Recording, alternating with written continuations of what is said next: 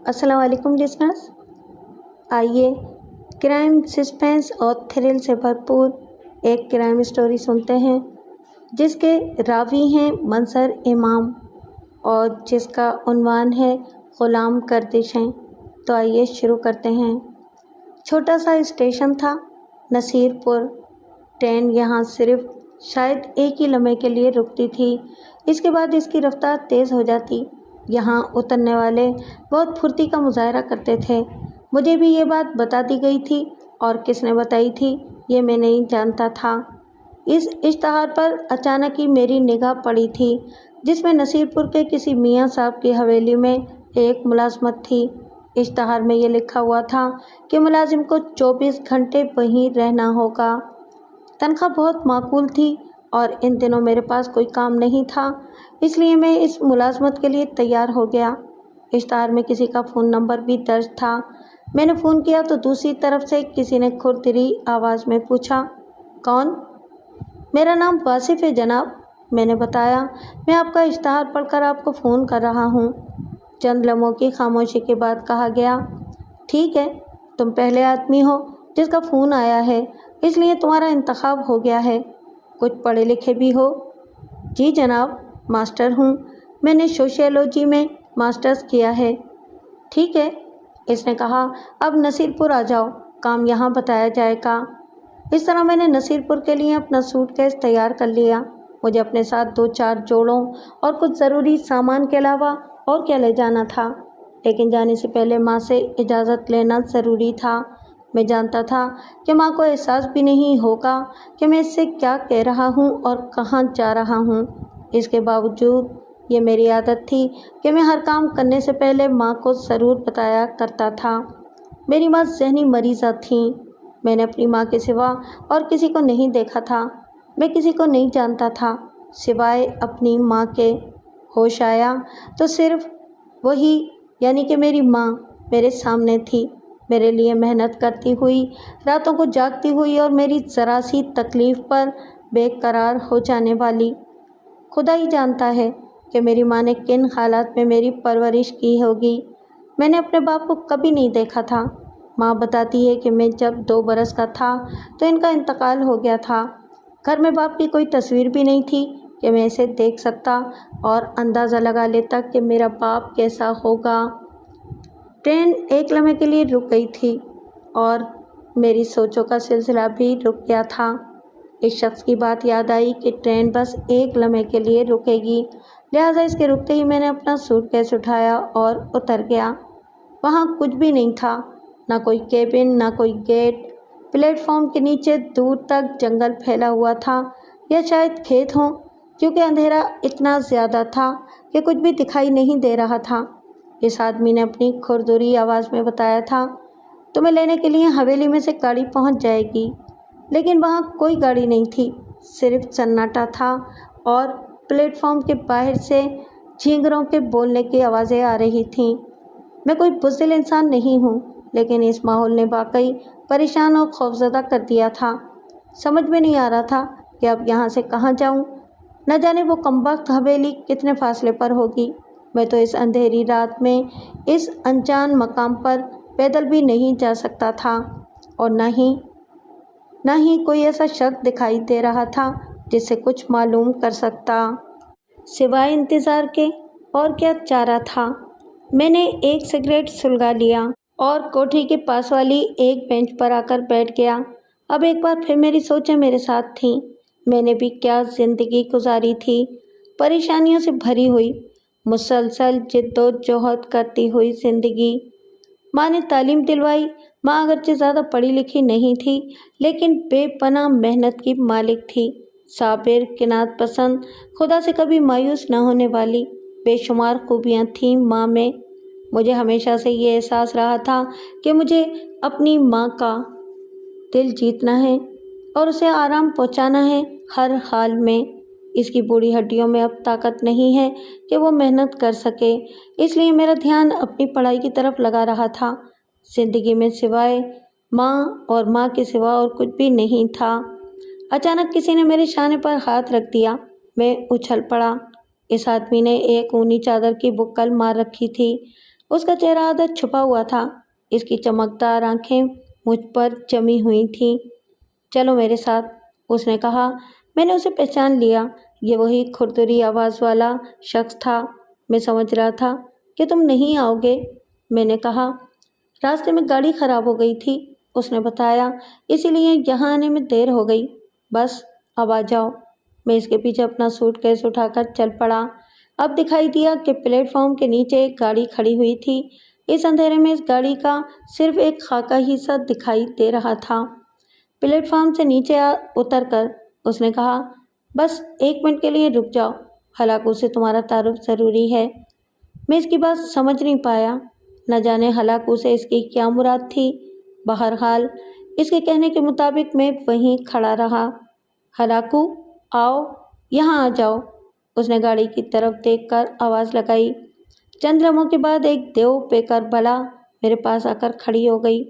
میں اسے بلا ہی کہہ سکتا ہوں، وہ ایک کتا تھا، اتنا دیو قامت، جس کے بدن پر بڑے بڑے بال تھے، ریچھ کی طرح انتہائی سیاہ رنگ، جیسے وہ خود بھی اس اندھیرے ہی کا ایک حصہ ہو۔ اس کا چہرہ انتہائی بھیانک اور خوفناک تھا، اس کی آنکھیں اس طرح چمک رہی تھیں جیسے چراغ جل رہے ہوں۔ وہ بھیانک کتا میرے سامنے آ کر کھڑا ہو گیا۔ میں اس وقت خوف کے باعث کانپ رہا تھا۔ پلیٹ فارم کے نیچے گاڑی کے پاس ہلاکو نام کے اس کتے نے چاروں طرف سے مجھے سونگھنا شروع کر دیا تھا۔ اس پراسرار آدمی نے اس کتے سے کہا تھا، ہلاکو، یہ حویلی کے مہمان ہیں، ان کو اچھی طرح پہچان لے، اور اس کتے نے مجھے سونگھنا شروع کر دیا تھا۔ ہر لمحہ ایسا لگ رہا تھا جیسے اب وہ مجھے چیر پھاڑ کر رکھ دے گا۔ میں نے اپنی زندگی میں اتنا بھیانک کتا پہلے کبھی نہیں دیکھا تھا۔ میں اس وقت اس لمحے کو کوس رہا تھا جب مجھے نصیر پور میں جاب کرنے کی خواہش ہوئی تھی۔ ہلاکو کی قراہٹ بھی بھیڑیے جیسی تھی۔ وہ کچھ دیر تک مجھے سونگھتا رہا، پھر ایک طرف ہٹ گیا۔ اس کتے نے تمہیں قبول کر لیا ہے، اس آدمی نے کہا، اور جب یہ کسی کو قبول نہیں کرتا تو اس کو بری طرح زخمی کر دیتا ہے۔ اب چلو گاڑی میں بیٹھ جاؤ۔ گاڑی کے قریب پہنچ کر میں نے اس کتے کو دیکھا۔ وہ گاڑی کے کھلے ہوئے دروازے سے جمپ لگا کر ڈرائیور کے ساتھ والی سیٹ پر بیٹھ گیا۔ مجھے جھجکتے دیکھ کر اس آدمی نے ہنستے ہوئے میرے شانے پر ہاتھ رکھ دیا۔ گھبراؤ نہیں، اب یہ تمہیں کچھ نہیں کہے گا، تم اپنا سوٹ کیس لے کر پچھلی سیٹ پر بیٹھ جاؤ۔ مجھے وہی کرنا پڑا جو اس نے کہا تھا۔ اس وقت بھی میں اتنا خوفزدہ تھا کہ میری ٹانگیں کانپ رہی تھیں۔ میں نے دل ہی دل میں نہ جانے کتنی دعائیں پڑھ ڈالیں۔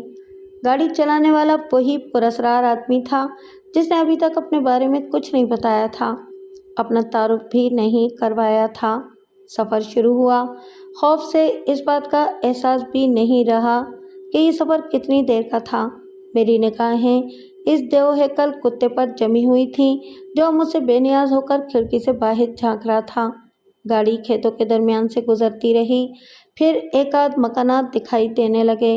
یہ چھوٹے چھوٹے مکانات تھے، پھر باقاعدہ آبادی سی شروع ہو گئی۔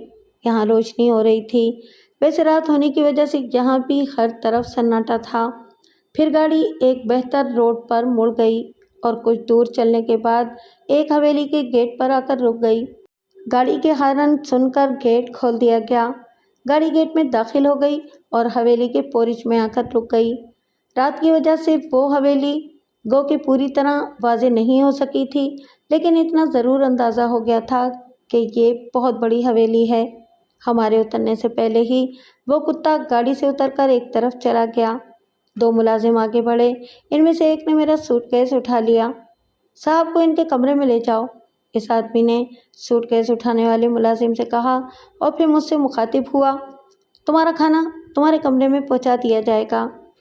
نہیں، اس وقت مجھے بھوک نہیں ہے، میں نے جلدی سے بتایا، میں نے راستے میں کھا لیا تھا۔ تمہاری مرضی، اور ہاں، اپنے کمرے کا دروازہ رات کو بند رکھنا، یہاں رات کے وقت بلائیں گھومتی رہتی ہیں۔ نہ جانے اس بات سے اس کا کیا مطلب تھا، لیکن اتنا ضرور ہے کہ وہ مجھے خوفزدہ کر گیا تھا۔ حیرت کی بات یہ تھی کہ میں ابھی تک اس کا چہرہ نہیں دیکھ پایا تھا۔ اس نے چادر اس طرح لپیٹ رکھی تھی کہ اس کا چہرہ چھپا ہوا تھا، صرف اس کی آنکھیں دکھائی دے رہی تھیں۔ بہرحال میں نے اس کے کہنے کے مطابق کمرے میں داخل ہو کر دروازہ بند کر لیا۔ ویسے بھی اگر وہ نہیں کہتا تو بھی میں یہی کرتا۔ میں نے وہ رات بہت بے چینی میں گزار دی۔ میں سوچتا رہا، نہ جانے کیا بات تھی۔ اس رات مجھ پر یادوں نے یلغار کر رکھی تھی۔ بہت کچھ یاد آ رہا تھا، زندگی کس طرح گزاری تھی میں نے۔ اور جب میں نے ماسٹر کر لیا، ایک جگہ اچھی ملازمت کر لی، تو اس وقت ماں کا ذہنی توازن بگڑ گیا۔ جانے کیوں؟ وہ اپنے آپ سے باتیں کرنے لگی تھی۔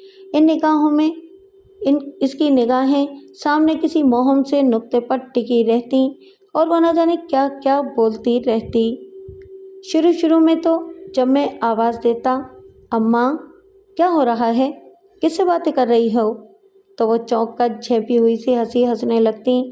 اس کے بعد یہ ہوا کہ انہوں نے چونکنا ہی چھوڑ دیا، بس باتیں کیے جاتی اور ان کی کوئی بات سمجھ میں نہیں آتی تھی۔ میں انہیں ذہنی امراض کے ڈاکٹر کے پاس لے گیا تو اس نے یہ انکشاف کر دیا کہ ان کا ذہنی توازن بگڑ گیا ہے۔ نہ جانے ایسا کیوں ہوا تھا۔ وہ تو ایک مضبوط عورت تھیں، ہمیشہ شکر ادا کرتی رہتی تھیں اور ہر حال میں امید کا دامن ہاتھ میں تھامے رہیں۔ کبھی مجھے یا اپنے آپ کو کسی احساس میں مبتلا نہیں کیا۔ پھر کیا ہو گیا تھا ان کے ساتھ؟ سوچتے سوچتے صبح ہو گئی اور میں نہیں جانتا کہ مجھے کس وقت نیند آئی تھی۔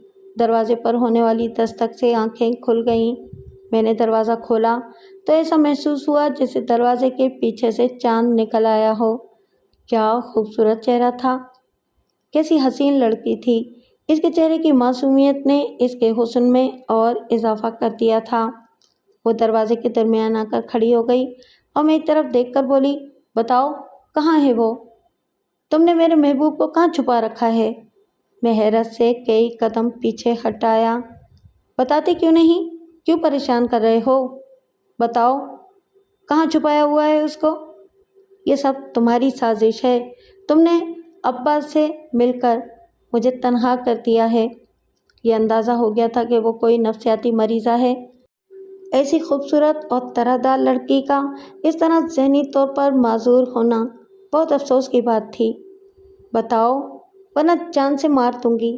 اس نے اچانک اپنے دوپٹے کے پلو سے ایک پستول نکال لیا جس کا رخ ظاہر ہے میری ہی طرف تھا۔ میری تو جان نکل گئی۔ ہو سکتا تھا کہ پستول بھرا ہوا ہو، ایسی ذہنی مریضہ سے کچھ بھی بعید نہ تھا۔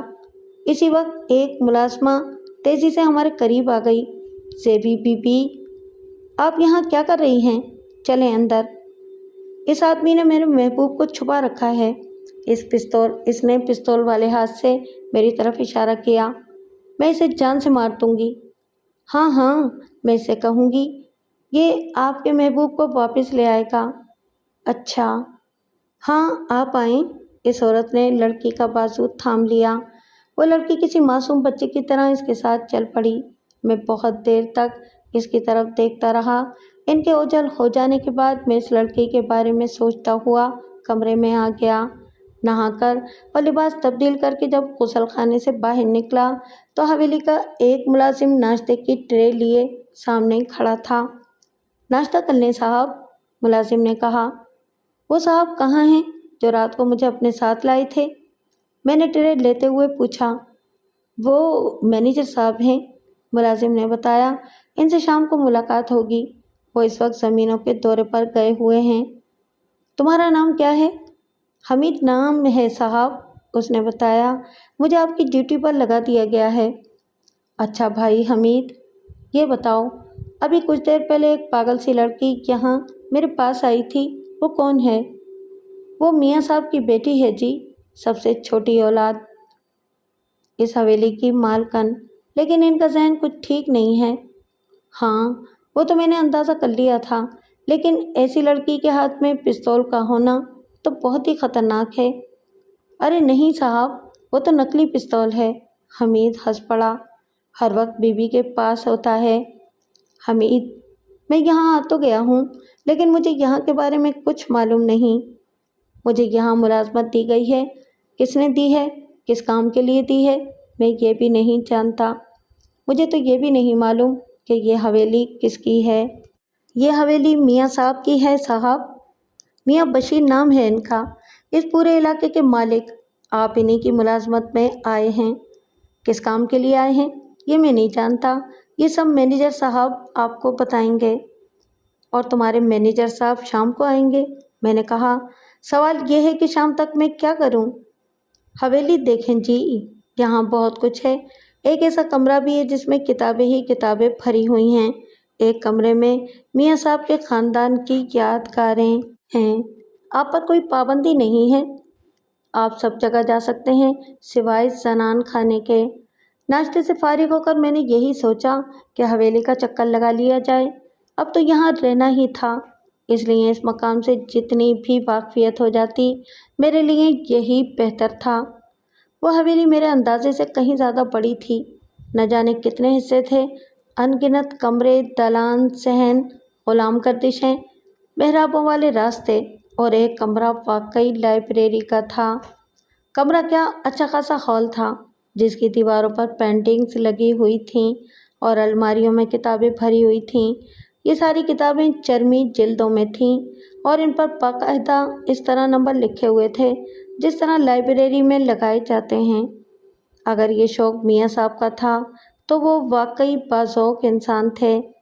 میں جہاں جہاں بھی گیا کسی نے مداخلت نہیں کی۔ ملازم سامنے آتے بھی تو ادب سے ایک طرف ہٹ جاتے۔ مجھے اس کتے کا خوف تھا جس کا نام ہلاکو تھا، لیکن وہ بھی دکھائی نہیں دے رہا تھا۔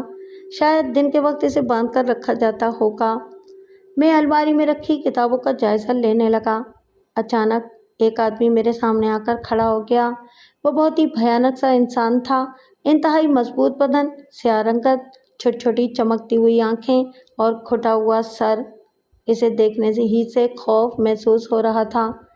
آں آں، اس نے ہاتھ سے اشارہ کیا۔ وہ گونگا تھا، بول نہیں سکتا تھا، اسی لیے اشاروں کی زبان میں دریافت کر رہا تھا کہ میں کون ہوں اور کہاں سے آیا ہوں۔ اب یہ ایک نئی مصیبت سامنے آ گئی تھی۔ میں نے اپنے طور پر اشاروں ہی کی مدد سے اسے یہ سمجھانے کی کوشش کی کہ میں کون ہوں اور یہاں کیوں آیا ہوں، لیکن اس کی سمجھ میں کچھ نہیں آیا۔ اچانک اس گونگے نے میرا گریبان پکڑ کر جھنجھوڑنا شروع کر دیا۔ میں نے خود کو اس کی گرفت سے چھڑانے کے لیے اس کے چہرے پر ایک گھسا رسید کر دیا۔ یہی میری غلطی تھی۔ اس نے جواب میں کسی ماہر باکسر کی طرح میرے چہرے پر ایک ایسا پنچ مارا کہ میں دیوار سے ٹکرا کر گر پڑا اور میرا ذہن اندھیروں میں ڈوبتا چلا گیا۔ میں بے ہوش ہو گیا تھا۔ کسی سیٹی کی تیز آواز اور ایسا شور جیسے بہت سے لوگ ماتم کر رہے ہوں۔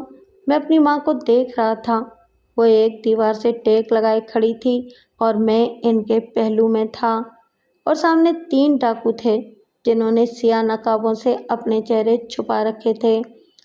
وہ ہمارے گھر میں ڈاکہ ڈالنے آئے تھے اور انہوں نے ماں کے ساتھ بہت بدتمیزی بھی کی تھی۔ میں نے یہ سوچا تھا کہ میں ان پر ٹوٹ پڑوں گا، لیکن ماں نے میرا ارادہ بھانپ کر میرا ہاتھ دبا دیا۔ پھر وہ کمبخت گھر کا سارا سامان لے کر فرار ہو گئے۔ ماں نے بہت مشکلوں سے یہ سب جمع کیا تھا۔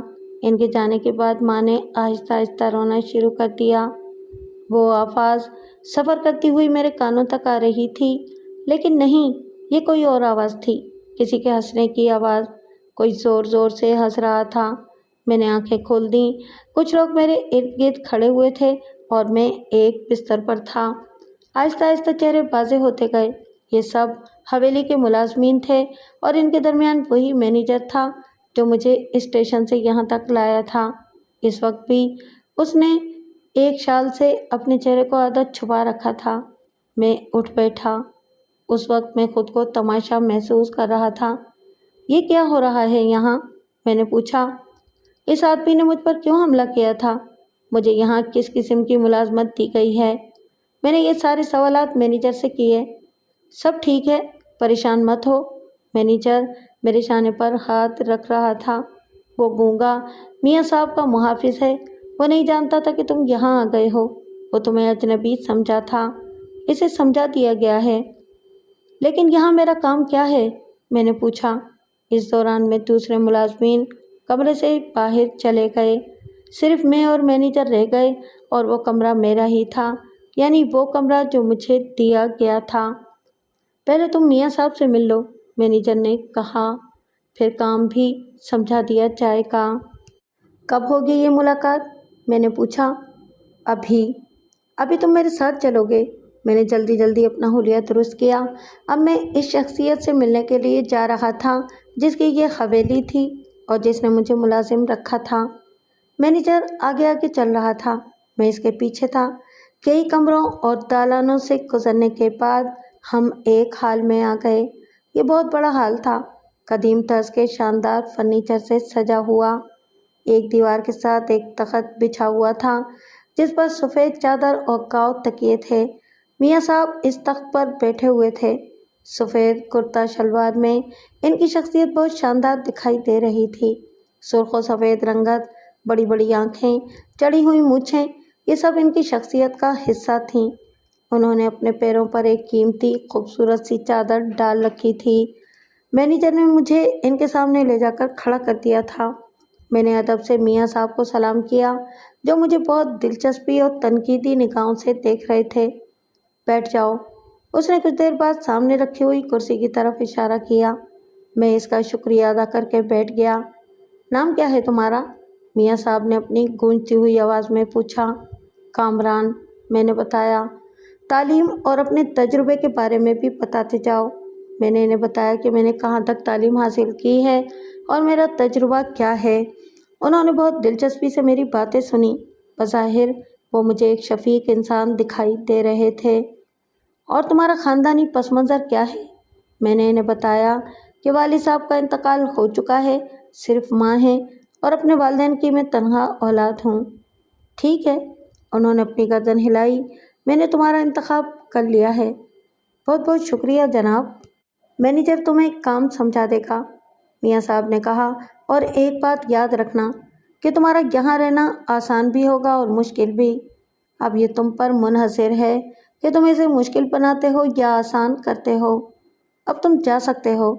मैं कुर्सी से खड़ा हुआ तो उसी वक्त वो लड़की कमरे में आ गई जो नफसियाती मरीज़ा थी, जिसने मेरे पास आकर उल्टी सीधी बातें की थीं। बाबा जान, उसने मेरी तरफ ध्यान नहीं दिया था। वो लोग कब आएंगे मुझे अपने साथ ले जाने के लिए? उसने वादा किया था ना कि मुझे ले जाएगा। हाँ हाँ, ले जाएगा बेटा, मियाँ साहब ने कहा। तुम बाहर क्यों आ गई? जाओ अंदर जाओ। मैं हर वक्त अंदर ही तो रहती हूँ, मैं जाती कहाँ हूँ। अच्छा बेटा, इस वक्त जाओ, शाबाश। मैंने देखा कि मियाँ साहब के चेहरे पर दुख के तासुरात थे। कामरान, मियाँ साहब ने मुझे मुखातिब किया, अगर ये लड़की कभी तुमसे उल्टी सीधी बात करे तो इसका ख्याल मत करना, इसका जहनी तवाज़ुन दुरुस्त नहीं है। जी हाँ मियाँ साहब, बस मेरी ज़िंदगी में यही एक दुख है। मियाँ साहब जैसे अब अपने आप से बोल रहे थे। फिर उन्होंने एक ख़ास अंदाज से ताली बजाई। ताली की आवाज़ पर एक दरवाजे से वही गूंगा बरामद हुआ जिसने मुझ पर हमला किया था। वो अपने साथ एक व्हील चेयर लेकर आया था। ये सब कुछ मुझे हैरत ज़दा कर रहा था। गूंगे ने मेरी तरफ देखकर इस अंदाज से अपनी गर्दन हिलाई जैसे मुझसे अपने रवैये की माजरत कर रहा हो।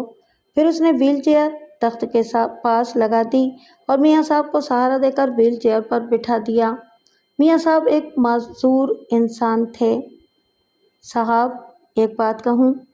हामिद ने मेरे लिए चाय उंडेलते हुए कहा। हाँ हाँ, कहो। आप यहाँ से चले जाएं तो अच्छा है, उसने कहा। ये जगह आपके लिए ठीक नहीं है। क्यों हामिद, ऐसी क्या ख़ास बात है? मैंने पूछा। अब मैं क्या बता सकता हूँ, आपने खुद ही देख लिया होगा। अभी आपका सामना अकबर और असगर से नहीं हुआ है। ये दोनों कौन हैं? मियाँ साहब के बेटे। बड़े का नाम अकबर और छोटा असगर है। दोनों एक नंबर के बदतमीज़ और बदमाश हैं। ज़रा सी देर में इंसान की इज्जत उतार कर रख देते हैं। खुदा इनसे बचाए। पूरी बस्ती इनसे खौफज़दा रहती है। हामिद की बातों ने खुद मुझे भी परेशान कर दिया था। इसके अलावा और क्या हो सकता था कि मैं किसी तरह इन दोनों भाइयों से बचने की कोशिश करता रहूं। वैसे अभी तक इस गूंगे वाले वाक़ये के मेरे साथ और कोई बात नहीं हुई थी। और जहाँ तक मियाँ साहब का ताल्लुक़ था तो वो मुझे बहुत माकूल आदमी दिखाई दिए थे। मैंने जब हमीद से मियाँ साहब के बारे में दरियाफ्त किया तो उसने भी यही कहा। इनकी क्या बात है जनाब, वो तो फरिश्ता आदमी हैं। वो मफलूज कब हुए? मैंने पूछा। ये तो मैं नहीं जानता साहब, मुझे आए हुए 3 बरस हो रहे हैं। میں نے ان کو ایسے ہی دیکھا ہے۔ شام کے وقت مینیجر سے ملاقات ہوئی۔ اس پراسرار آدمی نے اس وقت بھی اپنے آدھے چہرے کو چھپا رکھا تھا۔ کامران، کیا تمہیں میاں صاحب نے بتایا کہ تمہیں یہاں کیا کرنا ہے؟ اس نے پوچھا۔ نہیں، انہوں نے کچھ نہیں بتایا۔ انہوں نے کہا تھا کہ ساری باتیں آپ سے معلوم کر لوں۔ مینیجر نے ایک گہری سانس لی۔ تم نے زیبی بی بی کو دیکھا ہے؟ مینیجر نے پوچھا۔ میاں صاحب کی بیٹی؟ جی ہاں، آپ شاید ان کی بات کر رہے ہیں جو نفسیاتی مریضہ ہیں۔ ہاں، میں انہی کی بات کر رہا ہوں۔ تم اسے اس کے محبوب ہونے کا یقین دلاؤ گے؟ کیا؟ میں یہ سن کر اچھل پڑا۔ یہ آپ کیا کہہ رہے ہیں؟ پوری بات سن لو۔ زیبی نے کبھی کسی لڑکے سے محبت کی تھی۔ یہ محبت صرف خط و کتابت اور کبھی کبھی فون کی حد تک تھی۔ دونوں ایک دوسرے سے کبھی نہیں ملے تھے۔ میاں صاحب کو یہ سب باتیں پسند نہیں ہیں، لیکن وہ زیبی سے بہت محبت کرتے ہیں۔ اس کی ضد کے آگے انہیں مجبور ہونا پڑا اور انہوں نے اس نوجوان کو حویلی میں آنے کی دعوت دی۔ وہ نوجوان شہر میں رہتا تھا۔ ایک شام وہ آیا، لیکن حویلی نہیں پہنچ سکا۔ مینیجر اتنا بتا کر خاموش ہو گیا۔ جب مجھ سے اس کی خاموشی برداشت نہیں ہو سکی تو میں نے دریافت کیا، مینیجر صاحب، کیا ہوا تھا اس لڑکے کے ساتھ؟ دوسری صبح ایک کھیت سے اس کی لاش ملی تھی۔ مینیجر نے اپنی بات مکمل کی۔ اوہ، یہ سن کر واقعی مجھے ایک جھٹکا سا لگا۔ کیا ہوا تھا اس کو؟ کیا کوئی حادثہ ہوا تھا؟ ہاں، حادثہ ہی سمجھ لو۔ کسی نے اس کا مرڈر کر دیا تھا، مینیجر نے بتایا۔ بس جب یہ خبر زیبی کو ملی تو اس کا ذہنی توازن بگڑ گیا اور اب وہ ہر طرف اپنے محبوب کو تلاش کرتی پھرتی ہے۔ افسوس ہوا یہ سن کر۔ کیا قاتل کا کچھ پتہ چلا؟ نہیں۔ رات کے اندھیرے میں جنم لینے والے بہت سے حادثے اپنا نشان نہیں چھوڑتے، مینیجر نے بتایا۔ بہت گہری بات کر دی تھی اس نے۔ چند لمحوں کی خاموشی کے بعد میں نے پوچھا، آپ بتائیں اب مجھے کیا کرنا ہوگا؟ میں نے بتایا نا کہ تم اسے یقین دلاؤ گے کہ تم اس کے محبوب خرم ہو، مینیجر نے بتایا۔ خرم نے زیبی کو جو 2-4 خط لکھے تھے وہ ہمارے پاس ہیں۔ تم ان کو پڑھ کر اندازہ لگا سکتے ہو کہ اس نے کس قسم کی باتیں لکھی ہوں گی۔ تمہیں زیبی سے وہی باتیں کرنی ہیں تاکہ وہ تم پر یقین کرتی جائے۔ آپ کا کیا خیال ہے کہ اس طرح اس کی ذہنی حالت ٹھیک ہو جائے گی؟ ہاں، ڈاکٹروں نے یہی کہا ہے، مینیجر نے کہا، لیکن یاد رہے تم سیریس ہو کر اس سے واقعی عشق کی کوئی کوشش مت کرنا۔ ہر وقت اپنی اوقات یاد رکھنا۔ مجھے اس کی یہ بات بہت بری لگی۔ اطمینان رکھیں مینیجر صاحب، میں اپنی اوقات یاد رکھوں گا۔ برا مت مانو، یہ میں تمہارے بھلے کے لیے کہہ رہا ہوں، کیونکہ زیبی کے دونوں بھائی بہت سرپھرے اور بہت خطرناک ہیں۔ بالکل یہی بات حمید نے بھی کی تھی اور اب یہی بات مینیجر بھی کہہ رہا تھا۔ آخر کیسے تھے اس کے دونوں بھائی؟ میں ابھی یہ سوچ ہی رہا تھا کہ گولی چلنے کی آواز نے مجھے جیسے اچھال دیا۔ اس کے ساتھ ہی کسی کی بھیانک چیخ بھی سنائی دی۔ وہ بیچارہ گھٹنوں کے بل چل رہا تھا۔ اس کی پشت پر 6-7 اینٹیں رکھی ہوئی تھیں اور اسے اس بات کا خیال رکھنا تھا کہ اس طرح چلتے ہوئے اینٹیں گرنے نہ پائیں، ورنہ پھر اس کی شامت ہی آ جاتی۔ وہ اس حویلی کا ملازم تھا اور اسے اس حال تک لانے والے کا نام اکبر تھا، میاں صاحب کا بڑا بیٹا، جو کچھ فاصلے پر ایک بندوق لیے ہوئے کھڑا تھا۔ اس نے اس بیچارے ملازم کو خوفزدہ کرنے کے لیے گولی چلائی تھی۔ ہم نے وہ چیخ اس ملازم کی سنی تھی۔ اکبر صورت ہی سے خونخوار دکھائی دے رہا تھا۔ اس کے ہونٹوں پر بھی شاندار مونچھیں تھیں۔ میاں صاحب اور اکبر کی مونچھوں کے درمیان بس سفیدی اور سیاہی کا فرق تھا۔ مینیجر بھی میرے ساتھ ہی کمرے سے نکل آیا تھا۔ اکبر نے میری طرف دیکھتے ہوئے مینیجر سے پوچھا، یہ آدمی کون ہے؟ یہ کامران صاحب ہیں، مینیجر نے بتایا۔ میاں صاحب نے انہیں ملازمت پر رکھا ہے۔ کیسی ملازمت؟ وہی زیبی بی بی والی، مینیجر نے بتایا۔ لعنت ہے! اکبر کا چہرہ غصے سے ٹمٹمانے لگا۔ خدا جانے بابا کی غیرت کو کیا ہو گیا ہے، اس لڑکی کے لیے کیا کیا کر رہے ہیں۔ اب میں 2 قدم آگے بڑھ آیا۔ اکبر صاحب، آپ جس لڑکی کے لیے یہ کہہ رہے ہیں وہ شاید آپ کی بہن بھی ہے۔ اوہ، تو یہ بات ہے۔ اکبر نے اب میری طرف دھیان دیا۔ اچھے تیور ہیں تمہارے، لیکن یاد رکھنا یہ تمہارا شہر نہیں ہے یہ میاں صاحب کی حویلی ہے، اپنی حد میں رہنا، حد سے آگے بڑھے تو شاید واپس بھی نہیں جا سکو گے۔ اب میں واقعی جھنجھلا گیا تھا۔ مسٹر اکبر، میں نہیں جانتا کہ اس حویلی میں کیا ہو رہا ہے اور نہ ہی مجھے یہاں کے معاملات سے کوئی دلچسپی ہے۔ میں یہاں سیدھی سادھی ملازمت کے چکر میں آیا تھا۔ میں نہیں جانتا تھا کہ یہاں قدم قدم پر میری توہین ہوگی، میری اوقات یاد دلائی جائے گی۔ میں لعنت بھیجتا ہوں ایسی ملازمت پر۔ پھر میں نے مینیجر کی طرف دیکھا۔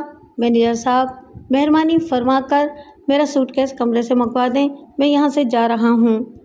یہ نہیں ہو سکتا، اکبر خرایا۔ تمہیں بابا نے ملازم رکھا ہے، وہی تمہیں نکال سکتے ہیں، تم ان کی مرضی کے بغیر یہاں سے نہیں جا سکتے۔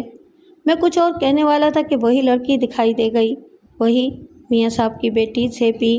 وہ اپنی پوری حشر سامانیوں کے ساتھ ہماری طرف چلی آ رہی تھی اور اسے دیکھ کر میں نے ایک فیصلہ کر لیا۔ نہیں، میں یہاں سے نہیں جاؤں گا، کم از کم اس وقت تک نہیں جاؤں گا جب تک اس لڑکی کا ذہنی توازن ٹھیک نہیں ہو جاتا۔ میں نے ایسا منظر پہلے کبھی نہیں دیکھا تھا۔ کچھ لوگ تھے جو پاگلوں کی طرح روتے اور شور کرتے ہوئے ایک طرف دوڑ رہے تھے۔ اسی بستی کے کچھ اور لوگ بھی ان کے ساتھ تھے، مجبور، غریب اور کمزور لوگ۔ میں اس وقت حویلی سے باہر سیر کے لیے نکلا تھا، بس یوں ہی، صرف یہ دیکھنے کے لیے کہ حویلی کے ارد گرد کیا ہے، کیسے لوگ ہیں، کیسا ماحول ہے کہ میں نے اس طرح کی افراتفری دیکھی۔ کچھ سمجھ میں نہیں آ رہا تھا کہ کیا ہوا ہے۔ میں نے ایک بوڑھے کو دیکھا جو ایک طرف سر جھکائے کھڑا تھا۔ میں صورتحال معلوم کرنے کے لیے اس کے پاس چلا گیا۔ بابا، کیا بات ہے؟ کیا ہوا ہے یہاں؟ بابا نے اپنی دھندلی آنکھوں سے میری طرف دیکھا اور پھر پوچھا، کیا تم یہاں نئے آئے ہو؟ جی ہاں بابا، بالکل نیا ہوں، اس لیے مجھے کچھ بھی معلوم نہیں۔ آج پھر بستی کی ایک لڑکی اٹھا کر لے گئے ہیں، بابا نے بتایا۔ یہ اس کے ماں باپ ہیں جو بیچارے فریاد کرتے پھر رہے ہیں۔ کون اٹھا کر لے گئے ہیں؟ کیا معلوم، کم بخت آندھی طوفان کی طرح گاڑیوں میں آتے ہیں اور بستی کی کسی نہ کسی لڑکی کو اٹھا لیتے ہیں۔ ان کے پاس بندوقیں بھی ہوتی ہیں۔ ہم کمزور لوگ ان کا کیا مقابلہ کر سکتے ہیں؟ بس وہ آتے ہیں اور گاؤں کی ایک عزت چلی جاتی ہے۔ کیا اس لڑکی کا کوئی پتہ نہیں چلتا؟ میں نے پوچھا۔ نہیں، اس بیچاری کا کوئی پتہ نہیں چلتا۔ 6 مہینوں میں ایک بار ایسا ہی ہوتا ہے۔ البتہ 2 لڑکیوں کی لاشیں دریا سے مل چکی ہیں، بوڑھے نے بتایا۔ کیا پولیس میں رپورٹ نہیں ہوتی؟ پولیس بھی کیا کر سکتی ہے؟ ان کمبختوں کو کون پہچانتا ہے؟ بس نقابیں باندھ کر آتے ہیں، کسی کا چہرہ سامنے نہیں ہوتا۔ تو اب اس لڑکی کے ماں باپ کیا کریں گے؟ میں نے پوچھا۔ بیچارے میاں صاحب کے پاس جا کر فریاد کرتے ہیں، اس کے علاوہ اور کیا کر سکتے ہیں؟ کیا اس وقت سب میاں صاحب کی طرف گئے ہیں؟ میں نے پوچھا۔ ہاں، میں یہ سب دیکھنے کے لیے حویلی میں واپس آ گیا۔ یہاں واقعی بہت سے لوگ تھے، ان میں اس بد نصیب لڑکی کے ماں باپ اور دوسرے رشتہ دار بھی تھے۔ میاں صاحب اپنی ویل چیئر پر سر جھکائے بیٹھے ہوئے تھے، لوگ رو رو کر فریاد کر رہے تھے۔ میں بھی ایک طرف جا کر کھڑا ہو گیا۔ اس وقت میں نے میاں صاحب کی آنکھوں میں آنسو بھی دیکھے۔ کچھ دیر بعد میاں صاحب نے اپنی گردن اٹھا کر ان لوگوں کی طرف دیکھا اور دھیرے سے بولنے لگے۔ ان کی آواز میں دکھ بھرا ہوا تھا۔ میرے بچوں، تم بتاؤ، یہ بوڑھا اور معذور انسان تمہارے لیے کیا کر سکتا ہے؟ خدا جانے وہ کون لوگ ہیں، کہاں سے آتے ہیں اور کس طرف چلے جاتے ہیں۔ میاں صاحب، ہماری تو عزت چلی گئی۔ لڑکی کا باپ رو رہا تھا۔ وہ میرے جگر کا ٹکڑا ہے میاں صاحب، اگر اسے کچھ ہوا تو میں بھی مر جاؤں گا۔ مجھے احساس ہے دینو، میاں صاحب نے کہا، تم ایک باپ ہو، میں جانتا ہوں کہ اس وقت تم پر کیا گزر رہی ہوگی۔ اب بتاؤ میں کیا کروں؟ پہلے بھی پولیس کو بتا چکا ہوں، لیکن پولیس نے کچھ بھی نہیں کیا۔ پولیس کبھی کچھ نہیں کرے گی میاں صاحب، کسی نے کہا۔ ہاں، انہیں سوائے باتیں بنانے کے اور کچھ نہیں آتا، لیکن اس بار میں اوپر تک معاملہ اٹھاؤں گا۔ خدا کا قہر نازل ہو ان لوگوں پر۔ اب کوئی محفوظ ہی نہیں رہا، نہ جانے کس وقت ان کا رخ حویلی کی طرف ہو جائے۔ بہت دیر تک اسی قسم کی باتیں ہوتی رہیں۔ وہ غریب اور کمزور لوگ روتے دھوتے ہوئے واپس چلے گئے۔ میاں صاحب کو اندر پہنچا دیا گیا اور میں یہ سوچتا رہ گیا کہ آخر یہاں یہ سب کیا ہو رہا ہے، کیوں ہو رہا ہے۔ میں بوجھل دل سے اپنے کمرے میں آ گیا۔ یہاں ایک آدمی میرے انتظار میں تھا۔ وہ اس حویلی کا چھوٹا مالک تھا، اصغر، میاں صاحب کا بیٹا۔ میں نے اس کے بارے میں بھی بہت کچھ سن رکھا تھا۔ وہ گہری اور تنقیدی نگاہوں سے میرا جائزہ لے رہا تھا۔ پھر اس نے درست لہجے میں پوچھا، میرا خیال ہے کہ تم نے مجھے پہچان لیا ہوگا۔ جی ہاں، اور آپ بھی شاید مجھے میری اوقات یاد دلانے آئے ہیں۔ میں نے کہا، نہیں، میں اس لیے آیا ہوں کہ تمہیں یہ سمجھا دوں کہ تم یہاں کے معاملات میں دلچسپی مت لو۔ کون اغوا ہو رہا ہے، کس کے ساتھ کیا ہو رہا ہے، یہ سب تمہارا درد سر نہیں ہے۔ سمجھ گیا، لیکن میرے کانوں تک جو آوازیں آتی ہیں وہ تو میں سن ہی لیتا ہوں کیونکہ میرے کان کھلے ہوئے ہیں۔ بس یہیں تک رہنا، اور جس ڈرامے کے لیے تمہیں رکھا گیا ہے اس کو ڈرامہ ہی سمجھنا، اس نے کہا، اور پھر مجھے گھورتا ہوا کمرے سے باہر چلا گیا۔ ایک بار پھر میرا دل چاہا کہ میں ایسی ملازمت پر لعنت بھیج کر یہاں سے نکل جاؤں، لیکن مینیجر نے بتایا تھا کہ مجھے 30,000 روپے ماہانہ ملیں گے، اور اس دور میں 30,000 ماہانہ بہت بڑی بات تھی۔ اور دوسری بات یہ تھی کہ وہ لڑکی سے بھی مجھے بہت اچھی لگی تھی۔ میری خواہش تھی کہ اتنی اچھی لڑکی ذہنی طور پر ٹھیک ہو جائے۔ میں یہ سوچ رہا تھا کہ اپنے ڈرامے کی ابتدا کس طرح کروں، کیا اسے میرے سامنے لایا جائے گا یا مجھے اس کے سامنے جانا پڑے گا، یا پھر کوئی میرا تعارف کروائے گا، پتہ نہیں کیا ہوگا۔ ویسے یہ بات درست تھی کہ اس حویلی کے معاملات بہت پراسرار اور الجھے ہوئے تھے۔ میں ابھی یہ سوچ ہی رہا تھا کہ زیبی کمرے میں داخل ہوئی۔ اس نے ایک پھولدار لمبی فراق پہن رکھی تھی۔ اس پھولدار لباس میں وہ خود بھی کسی بڑے پھول کی طرح دکھائی دے رہی تھی۔ اس وقت اس کے چہرے پر سنجیدگی تھی، یعنی خاموشی کی صورت میں وہ کسی طرح بھی ذہنی مریضہ نہیں دکھائی دے رہی تھی۔ کون ہو تم؟ اس نے میری طرف دیکھتے ہوئے پوچھا۔ مینیجر نے مجھے اس لڑکے کا نام بتا دیا تھا۔ میں نے فوری طور پر اپنا ڈرامہ شروع کر دیا۔ زیبی، یہ کیا ہو گیا ہے تمہیں؟ تم مجھے نہیں پہچانتی؟ میں خرم ہوں۔ خرم؟ اس کے ہونٹوں پر مسکراہٹ آ گئی۔ کیا تم واقعی خرم ہو؟ ہاں، تم یقین کرو، میں ہی خرم ہوں۔ میں نے کہا، تمہیں یاد ہے میں نے تمہیں خط لکھے تھے؟ کیا بکواس ہے؟ وہ اچانک بھڑک اٹھی۔ آخر اور کتنے خرم لائے جائیں گے؟ تم چوتھے آدمی ہو جو اپنے آپ کو خرم کہہ رہے ہو، لیکن تم خرم نہیں ہو، سمجھے؟ اور تم ہو بھی نہیں سکتے۔ مجھے دھوکہ دینے کی کوشش مت کرنا۔ میں یہ سن کر سٹ پٹا سا گیا۔ وہ اس وقت ذہنی طور پر بالکل نارمل دکھائی دے رہی تھی، اور اس نے یہ کہہ کر حیران کر دیا تھا کہ میں اس حویلی میں آنے والا چوتھا خرم ہوں۔ سنو، اس نے مجھے مخاطب کیا، تم چاہے جو بھی ہو، اگر تم اپنی خیریت چاہتے ہو تو اپنا یہ ڈرامہ جاری رکھو، یہ میں تمہیں مشورہ دے رہی ہوں، ورنہ… اس نے اپنی بات ادھوری چھوڑ دی اور کمرے سے باہر چلی گئی۔ میں دروازے کی طرف دیکھتا رہ گیا۔ میں حمید کی طرف دیکھ رہا تھا جو میرے کمرے کی صفائی کے لیے آیا تھا۔ وہ کبھی کبھی میری طرف اس طرح دیکھ لیتا جیسے مجھ سے کچھ کہنا چاہتا ہو، جبکہ میں بھی اس سے بہت کچھ کہنا چاہتا تھا، سننا چاہتا تھا۔ بالآخر جب اسے صبر نہیں ہو سکا تو وہ میرے پاس آ کر بولا، صاحب، آپ یہاں سے چلے جائیں تو زیادہ اچھا ہوگا۔ حمید، مجھے یہاں سے جانا تو ہے، میں یہاں رہنے کے لیے نہیں آیا۔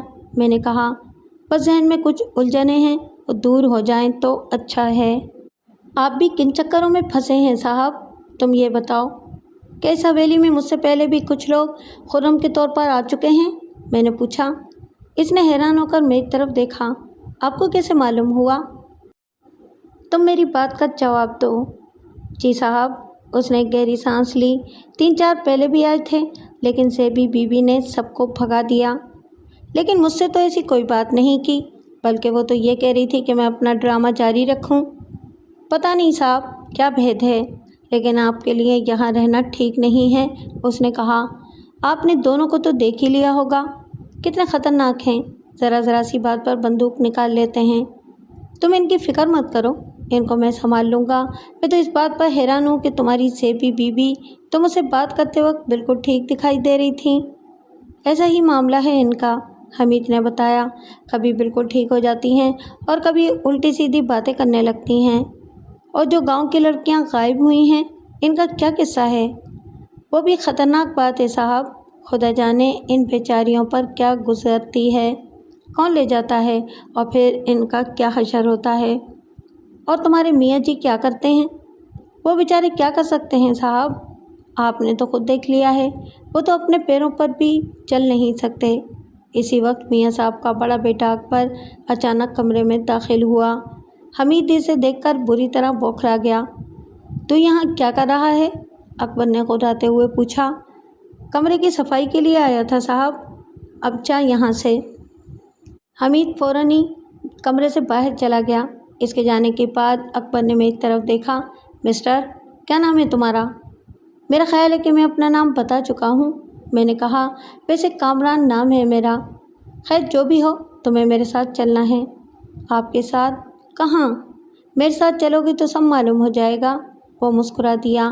خلاف توقع اس وقت اس کے لہجے میں نرمی تھی۔ گھبراؤ نہیں، میں تمہیں کوئی نقصان نہیں پہنچاؤں گا۔ کچھ ایسی باتیں ہیں جو میں تم سے یہاں نہیں کر سکتا۔ اکبر صاحب، میں کوئی بچہ نہیں ہوں جس کو کوئی نقصان پہنچا دے۔ چلیں، کہاں چلنا ہے؟ میں اکبر کے ساتھ حویلی سے باہر آ گیا۔ گیٹ کے باہر اس کی جیپ کھڑی ہوئی تھی اور 2 مسلح محافظ جیپ کے پاس کھڑے تھے۔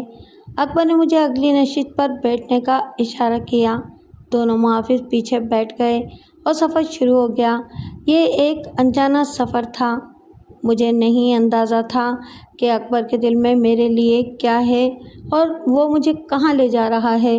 ویسے اتنا یقین تھا کہ وہ مجھے نقصان اس لیے نہیں پہنچا سکتا کہ حویلی کے ملازمین نے ہمیں ایک ساتھ باہر نکلتے ہوئے دیکھ لیا تھا۔ بستی ختم ہو گئی۔ اس کے بعد کھیتوں کے سلسلے تھے جو نہ جانے کہاں تک پھیلتے چلے گئے تھے۔ راستے میں اس نے مجھ سے کوئی بات نہیں کی۔ اس کی توجہ ڈرائیونگ پر رہی۔ بہت دیر کے بعد جیپ ایک کچے راستے پر مڑ گئی اور ایک اور طویل سفر کے بعد بالآخر جیپ رک گئی۔ یہاں بھی ایک مکان بنا ہوا تھا، میدانوں اور کھیتوں کے درمیان۔ یہ ایک خوبصورت بڑا مکان تھا۔ آ جاؤ، اکبر نے کہا۔ ہم اس مکان میں داخل ہو گئے۔ یہاں بھی 2 ملازم کھڑے ہوئے تھے۔ اکبر مجھے اپنے ساتھ ایک سجے سجائے کمرے میں لے آیا۔ اس کے محافظ باہر ہی رک گئے۔ کامران، تم یہ بتاؤ کہ میں تم پر کتنا بھروسہ کر سکتا ہوں؟ اس نے پوچھا۔ میرا خیال ہے کہ آپ مجھ پر بھروسہ ہی کر کے مجھے یہاں تک لائے ہیں، میں نے کہا۔ ہاں یہ بات تو ہے۔ وہ سوچنے لگا، پھر اس نے اپنی جیب سے سگار نکال کر سلگاتے ہوئے کہا، زیبی ایک اچھی لڑکی ہے۔ کیوں؟ مجھے بہت محتاط ہو کر اس سوال کا جواب دینا تھا۔ نہ جانے اس میں اس کی کون سی چال تھی۔ جی ہاں، اس میں کوئی شک نہیں، زیبی بھی ایک اچھی لڑکی ہیں۔ وہ ایک مظلوم لڑکی ہے، اکبر نے کہا۔ مجھے کہنے دو کہ اس کا یہ حال ظالم باپ کی وجہ سے ہوا ہے۔ میاں صاحب ایک ایسے ظالم انسان ہیں جن کے نزدیک صرف اور صرف اصولوں اور زمینوں کی اہمیت ہے، انسانی جذبوں کی کوئی اہمیت نہیں رکھتے۔ میں حیرانی سے اس کی طرف دیکھ رہا تھا جو بظاہر ایک سخت اور خطرناک انسان تھا، لیکن اس وقت وہ جو باتیں کر رہا تھا وہ اس کے مزاج سے بالکل مختلف تھیں۔ کامران، شاید تم یہ سمجھتے ہو کہ میں ایک ظالم اور بے رحم شخص ہوں۔ اس میں کوئی شک نہیں کہ میں ایسا ہوں، لیکن کم از کم اپنی بہن کے لیے نہیں ہو سکتا۔ اس بہن کے لیے جس کی انگلی تھام کر اسے چلنا سکھایا ہے۔ میرے ہی کہنے پر بابا نے خرم کو بلانے پر رضامندی ظاہر کر دی تھی، لیکن مجھے کیا معلوم تھا کہ ان کے دل میں کیا چھپا ہوا ہے۔ نہ جانے کیوں مجھے یقین ہے کہ خرم کی موت میں بابا کا ہاتھ ہے۔ اس کی موت کے بعد بیچاری زیبی کا یہ حال ہو گیا۔ اس کو نارمل کرنے کی ہم نے بہت کوششیں کی ہوں گی، یہ ہم ہی جانتے ہیں۔ میں ایک ایسے شخص کو دیکھ رہا تھا جو اس وقت کوئی ظالم جاگیردار وغیرہ نہیں بلکہ ایک بہن کا بھائی تھا۔ اس وقت بھائی کی محبت بول رہی تھی۔ آپ یہ بتائیں کہ مجھے کیا کرنا ہے؟ میں نے پوچھا۔ میرا مطلب ہے کہ مجھے سے آپ کیا کہنا چاہتے ہیں؟ تم سے یہ کہنا چاہتا ہوں کہ تم زیبی کو لے کر یہاں سے چلے جاؤ، اس نے کہا۔ کیا؟ میں اس کی بات سن کر حیران رہ گیا۔ زیبی کو لے کر چلا جاؤں؟ ہاں، اس کو اس ماحول سے نکال کر لے جاؤ۔ مجھے یقین ہے کہ تمہاری وجہ سے وہ نارمل ہو جائے گی۔ میں مجبور ہو کر یہ کہہ رہا ہوں۔ شہر میں تمہاری شادی کا سارا انتظام میں خود کروں گا۔ تمہیں بس کچھ دنوں تک میاں صاحب کے کارندوں کی نظروں سے اوجھل رہنا پڑے گا۔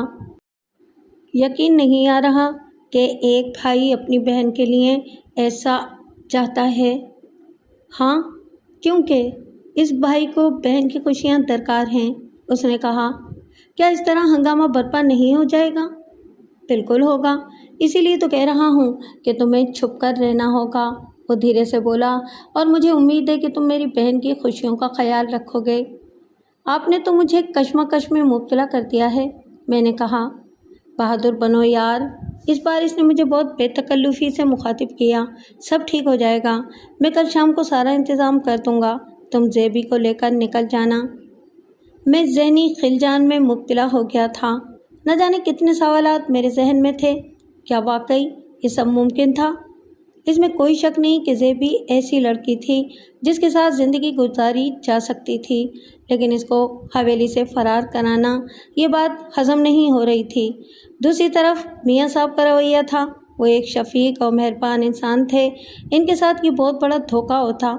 کیا میں انہیں ایسا دھوکہ دے سکتا تھا؟ پھر یہ کیسی بات تھی کہ خود زیبی کے بھائی نے مجھے ایسا مشورہ دیا تھا؟ آخر کیوں؟ کیا اسے واقعی اپنی بہن سے اتنی ہی محبت تھی یا کوئی اور بات تھی؟ لیکن وہ دوسری بات کیا ہو سکتی تھی؟ سوچتے سوچتے میرے دماغ کی چولیں ہلنے لگیں۔ خیال آیا کہ اس ملازم حمید سے مشورہ کروں، لیکن شاید مجھے یہ نہیں کرنا چاہیے تھا۔ یہ ایک الجھی ہوئی صورتحال تھی اور کسی اور کو رازدار نہیں بنایا جا سکتا تھا۔ اس رات کھانے سے فارغ ہو کر میں پائیں باغ میں آ گیا۔ یہاں مختلف پھلوں کے درخت لگے ہوئے تھے اور کئی فوارے تھے جن کے ارد گرد سنگی بینچیں بنائی گئی تھیں۔ میں باغ میں آ کر بیٹھ گیا۔ اس وقت میں بالکل خالی ذہن ہو رہا تھا، کوئی بات بھی سمجھ میں نہیں آ رہی تھی۔ پھر کوئی اچانک میرے سامنے آ کر کھڑا ہو گیا۔ یہ زیبی تھی، اپنی پوری دلکشی اور سادگی کے ساتھ۔ نہ جانے کیوں اس کو دیکھ کر ہمیشہ میری دھڑکنیں تیز ہو جاتی تھیں۔ تم خرم ہو نا؟ میری طرف دیکھتے ہوئے اس نے پوچھا۔ ہاں، میں خرم ہوں، میں نے کہا۔ تو پھر یہاں کیوں بیٹھے ہو؟ اس نے اچانک میرا ہاتھ تھام لیا۔ آؤ میرے ساتھ، میں تمہیں وہ کہانی سناؤں گی جو تم نے ایک بار فون پر سنائی تھی، تمہیں یاد ہے نا؟ نہیں، مجھے یاد نہیں ہے۔ کیوں یاد نہیں ہے؟ تم نے تو کہا تھا کہ یہ کہانی تمہیں ہمیشہ یاد رہتی ہے، اسی نے کہا، اور پھر میرے ہاتھ پر اپنی گرفت اور سخت کر دی۔ پھر کچھ عجیب سی بات ہوئی۔ ہونا تو یہ چاہیے تھا کہ اس وقت میری رگوں میں دوران خون تیز ہو جاتا، اس خوبصورت ماحول کا مجھ پر اثر ہونے لگتا۔ اس کے برعکس ایک سکون، ایک طمانینت کا احساس ہو رہا تھا، ایک اثر انگیز ٹھنڈک سی میرے وجود میں سرایت کرتی جا رہی تھی۔ تم ڈرامے کیوں نہیں کر رہے؟ اس نے اچانک میرے ہاتھ کو جھٹکا دیا۔ تم خرم نہیں ہو؟ اگر تم خرم ہو تو مجھے بتاؤ کہ خرم مجھے کس نام سے پکارتا تھا؟ اور اس وقت میں پھٹ پڑا۔ بی بی، میری بات سنو، میں نے کہا۔ تم ٹھیک کہہ رہی ہو، میں خرم نہیں ہوں۔ میں نہیں جانتا کہ تم میری باتیں سمجھو گی یا نہیں سمجھو گی۔ میں سب سمجھتی ہوں، بہت عقل مند ہوں میں، وہ اچانک ہنس پڑی۔ وہ سایہ، وہی اس کے ایب نارمل ہونے کا تاثر۔ بہرحال میں نے اپنی بات جاری رکھی۔ زیبی، مجھے افسوس ہے کہ تمہارے خرم کے ساتھ ایک بہت بڑا حادثہ ہوا تھا، لیکن زندگی کو رواں رہنا چاہیے، اسی میں زندگی کا حسن ہے۔ تمہیں اپنے آپ کو دیکھنا ہے، خود کو سنبھالنا ہے، اسی لیے جو ہوا اسے بھول جاؤ اور خوش رہو۔ تم ایک اچھی اور معصوم لڑکی ہو، تمہیں نئے سرے سے اپنی زندگی گزارنی ہے، اور اس نئی زندگی کے لیے تم کیا کر لو گے؟ اس نے پوچھا، بالکل نارمل انداز سے۔ ایسی بات کوئی ذہنی مریضہ کر ہی نہیں سکتی تھی۔ میں تمہارا ساتھ دوں گا زیبی، میں نے دھیرے سے کہا۔ اچانک پودوں کے درمیان کھڑکھڑاہٹ ہوئی اور ایک آدمی نکل کر سامنے آ گیا۔ یہ وہی گونگا تھا، میاں صاحب کا خاص ملازم۔ اسے دیکھ کر نہ جانے کیا ہوا کہ زیبی پھر بھڑک اٹھی۔ جھوٹ بولتے ہو تم، وہ میری طرف مخاطب ہو کر چیخی۔ تم خرم نہیں ہو، مجھے دھوکہ دینے آئے ہو، جاؤ یہاں سے، ورنہ میں تمہیں جان سے مار دوں گی۔ گونگا وہاں رکا نہیں تھا، وہ ہم دونوں کو دیکھتے ہوئے ایک طرف چلا گیا تھا۔ اس کے جانے کے بعد زیبی بھی وہاں نہیں رکی، وہ اندر چلی گئی۔ میں اکیلا کھڑا سوچتا رہ گیا کہ آخر اس حویلی میں کتنے بھید پوشیدہ ہیں۔ میں بھی کچھ دیر بعد آہستہ آہستہ کمرے کی طرف چل پڑا۔ ابھی میں اپنے کمرے کے دروازے تک بھی نہیں پہنچا تھا کہ کسی نے مجھے آواز دی، کامران، بات سنو۔ میں نے مڑ کر دیکھا، مجھے آواز دینے والا اصغر تھا، میاں صاحب کا چھوٹا بیٹا۔ وہ تیزی سے میرے پاس آ گیا۔ اس وقت وہ اکیلا تھا، ورنہ میں نے اس کے ساتھ بھی مسلح محافظ دیکھے تھے۔ کامران، تم اگر اپنی جان بچانا چاہتے ہو تو ابھی اسی وقت حویلی سے نکل جاؤ۔ یہ ایک اور نئی صورتحال سامنے آ رہی تھی۔ خیریت تو ہے اصغر صاحب؟ یہ میں تمہاری بھلائی کے لیے کہہ رہا ہوں۔ وہ ادھر ادھر دیکھتے ہوئے بولا، تمہاری جان کو خطرہ ہے، تم ایسا کرو، فوراً اپنا سوٹ کیس اٹھا کر حویلی کے پچھلے گیٹ پر آ جاؤ۔ آخر کیوں؟ میں ایسا کیوں کروں؟ جب تک مجھے صحیح صورتحال نہیں معلوم ہو جاتی میں یہاں سے کیسے چلا جاؤں؟ اور صحیح صورتحال تمہیں موت تک لے جائے گی، بے وقوف انسان۔ اس نے کہا، تم کیا سمجھتے ہو کہ اکبر بھائی نے تم سے جو کچھ بھی کہا ہے وہ مجھے معلوم نہیں ہوا ہوگا؟ میں یہ سن کر چونک پڑا۔ اصغر اپنی دھن میں بولتا جا رہا تھا، اکبر بھائی کے خاص آدمیوں میں میرے آدمی بھی ہیں جنہوں نے اکبر بھائی کی یہ سازش سن لی تھی، اور تمہیں اندازہ ہے کہ اکبر بھائی نے یہ سازش کیوں بنائی ہوگی؟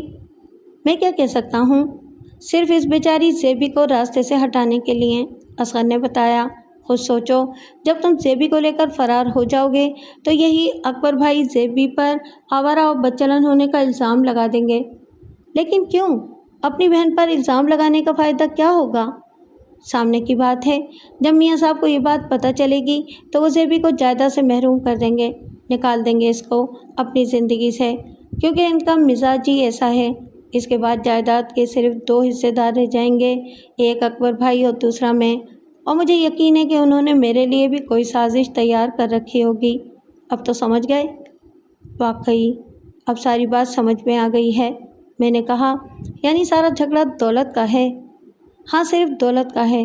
اس کے علاوہ اس سازش کا ایک دوسرا اور خطرناک پہلو بھی ہے۔ وہ کیا ہے؟ وہ یہ ہے کہ تم زیبی کو لے کر نکلو گے تو اکبر بھائی کے آدمی تمہارا تعاقب کر کے تمہیں مار دیں گے، اور کہا یہ جائے گا کہ اکبر بھائی نے تیش اور غیرت میں آ کر تم دونوں کو مار دیا ہے، کیونکہ تم دونوں حویلی سے بہت فاصلے پر ایک ساتھ مرے ہوئے پائے جاؤ گے، بلکہ یہ زیادہ محفوظ طریقہ ہوگا اکبر بھائی کے لیے۔ اب تم خود بتاؤ، کیا تمہاری زندگی کو خطرہ ہے یا نہیں؟ واقعی یہ تو بہت خطرناک صورتحال ہے، میں نے کہا۔ میں واقعی خطرے کو محسوس کر چکا تھا۔ میں ویسے ہی کھٹک رہا تھا کہ اکبر جیسے آدمی نے یہ مشورہ کیوں دیا تھا کہ میں اس کی بہن کو لے کر فرار ہو جاؤں۔ ایسا مشورہ تو کوئی عام آدمی بھی نہیں دیتا۔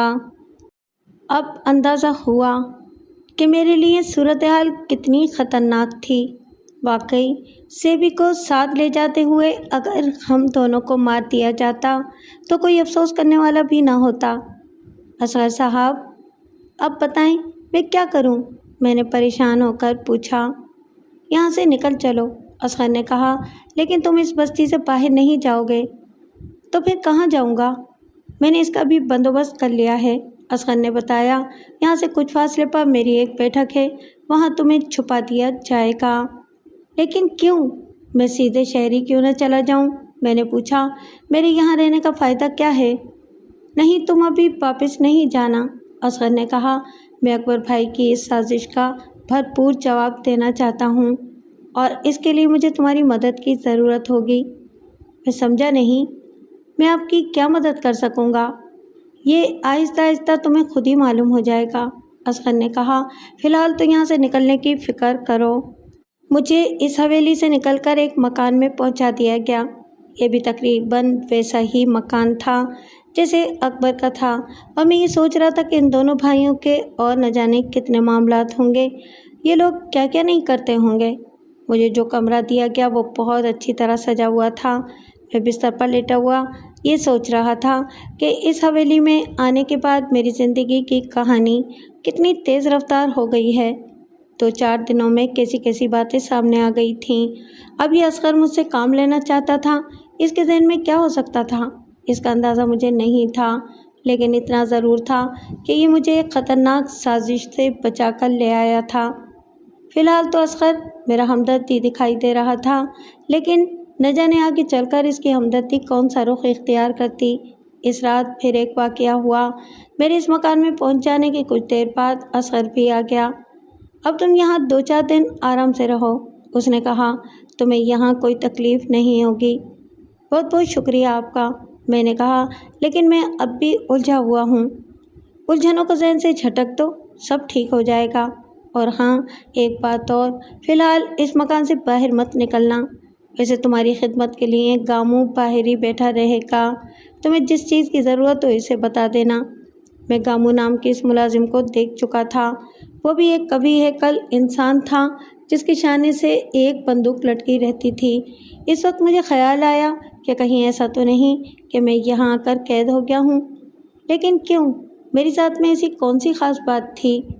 اصغر کے کمرے سے جانے کے بعد میں نے دروازے سے جھانک کر دیکھا، کبھی ہے کل ملازم گاموں پوری طرح چاقو چوبند کھڑا تھا۔ میرا اندازہ صحیح نکلا، یعنی میں وہاں آ کر قید ہو گیا تھا۔ بہرحال آنے والا وقت ہی بتا سکتا تھا کہ میں کن چکروں میں الجھایا گیا ہوں۔ میں نے وہ رات کچھ جاگتے کچھ سوتے ہوئے گزاری۔ میرے لیے کھانے پینے کا بہت اچھا بندوبست تھا، لیکن میں اپنی الجھنوں کا کیا کرتا؟ اس وقت پوری طرح سویرا نہیں ہوا تھا۔ میں نے دروازہ کھولا، میرے سامنے حمید کھڑا تھا، میاں صاحب کا وہ ملازم جو میرا ہمدرد ہو گیا تھا۔ اور وہ اکیلا نہیں تھا، اس کے ساتھ زیبی بھی تھی، وہی ایب نارمل لڑکی جو اس وقت بالکل بھی ایب نارمل نظر نہیں آ رہی تھی۔ میرے خدا، ایک بار پھر میرے لیے حیرتوں کا سفر شروع ہو گیا تھا۔ ہم ایک اور گھر میں تھے، یہاں مجھے بہت خاموشی سے لایا گیا تھا۔ اس کمرے میں میرے سامنے زیبی اور حمید بھی تھے، دونوں بڑی ہوشیاری کے ساتھ مجھے اس مکان سے نکال لائے تھے۔ اصغر کا ملازم گاموں اس وقت کہیں گیا ہوا تھا، شاید اسے یہ اطمینان ہو گیا تھا کہ میں اس کمرے سے باہر نہیں نکلوں گا یا میں کہیں بھی نہیں جاؤں گا، اور ان دونوں نے مجھے اس گھر سے نکالنے کے اس موقع سے فائدہ اٹھا لیا تھا۔ وہ چھوٹا سا گھر حمید کا تھا، وہ مجھے اپنے گھر میں لے آیا تھا۔ زیبی بھی اس کے ساتھ تھی، اور وہ ایب نارمل بالکل بھی نہیں تھی، بلکہ ایک نارمل لڑکی تھی جو مجھے اپنی کہانی سنا رہی تھی۔ سب یہ سمجھتے ہیں کہ میرا ذہنی توازن بگڑ چکا ہے، جبکہ ایسی کوئی بات نہیں ہے۔ میں شروع سے اپنے ہوش میں رہی ہوں۔ میں نے یہ بہروپ اپنے باپ میاں صاحب کے ظلم کی وجہ سے اختیار کیا ہے، لیکن میاں صاحب تو مجھے بہت ہی مہربان اور ہمدرد انسان معلوم ہوتے ہیں۔ میں نے کہا، ہاں بظاہر وہ ایسے ہی ہیں، زیبی نے بتایا، لیکن اندر سے وہ بہت خطرناک آدمی ہیں۔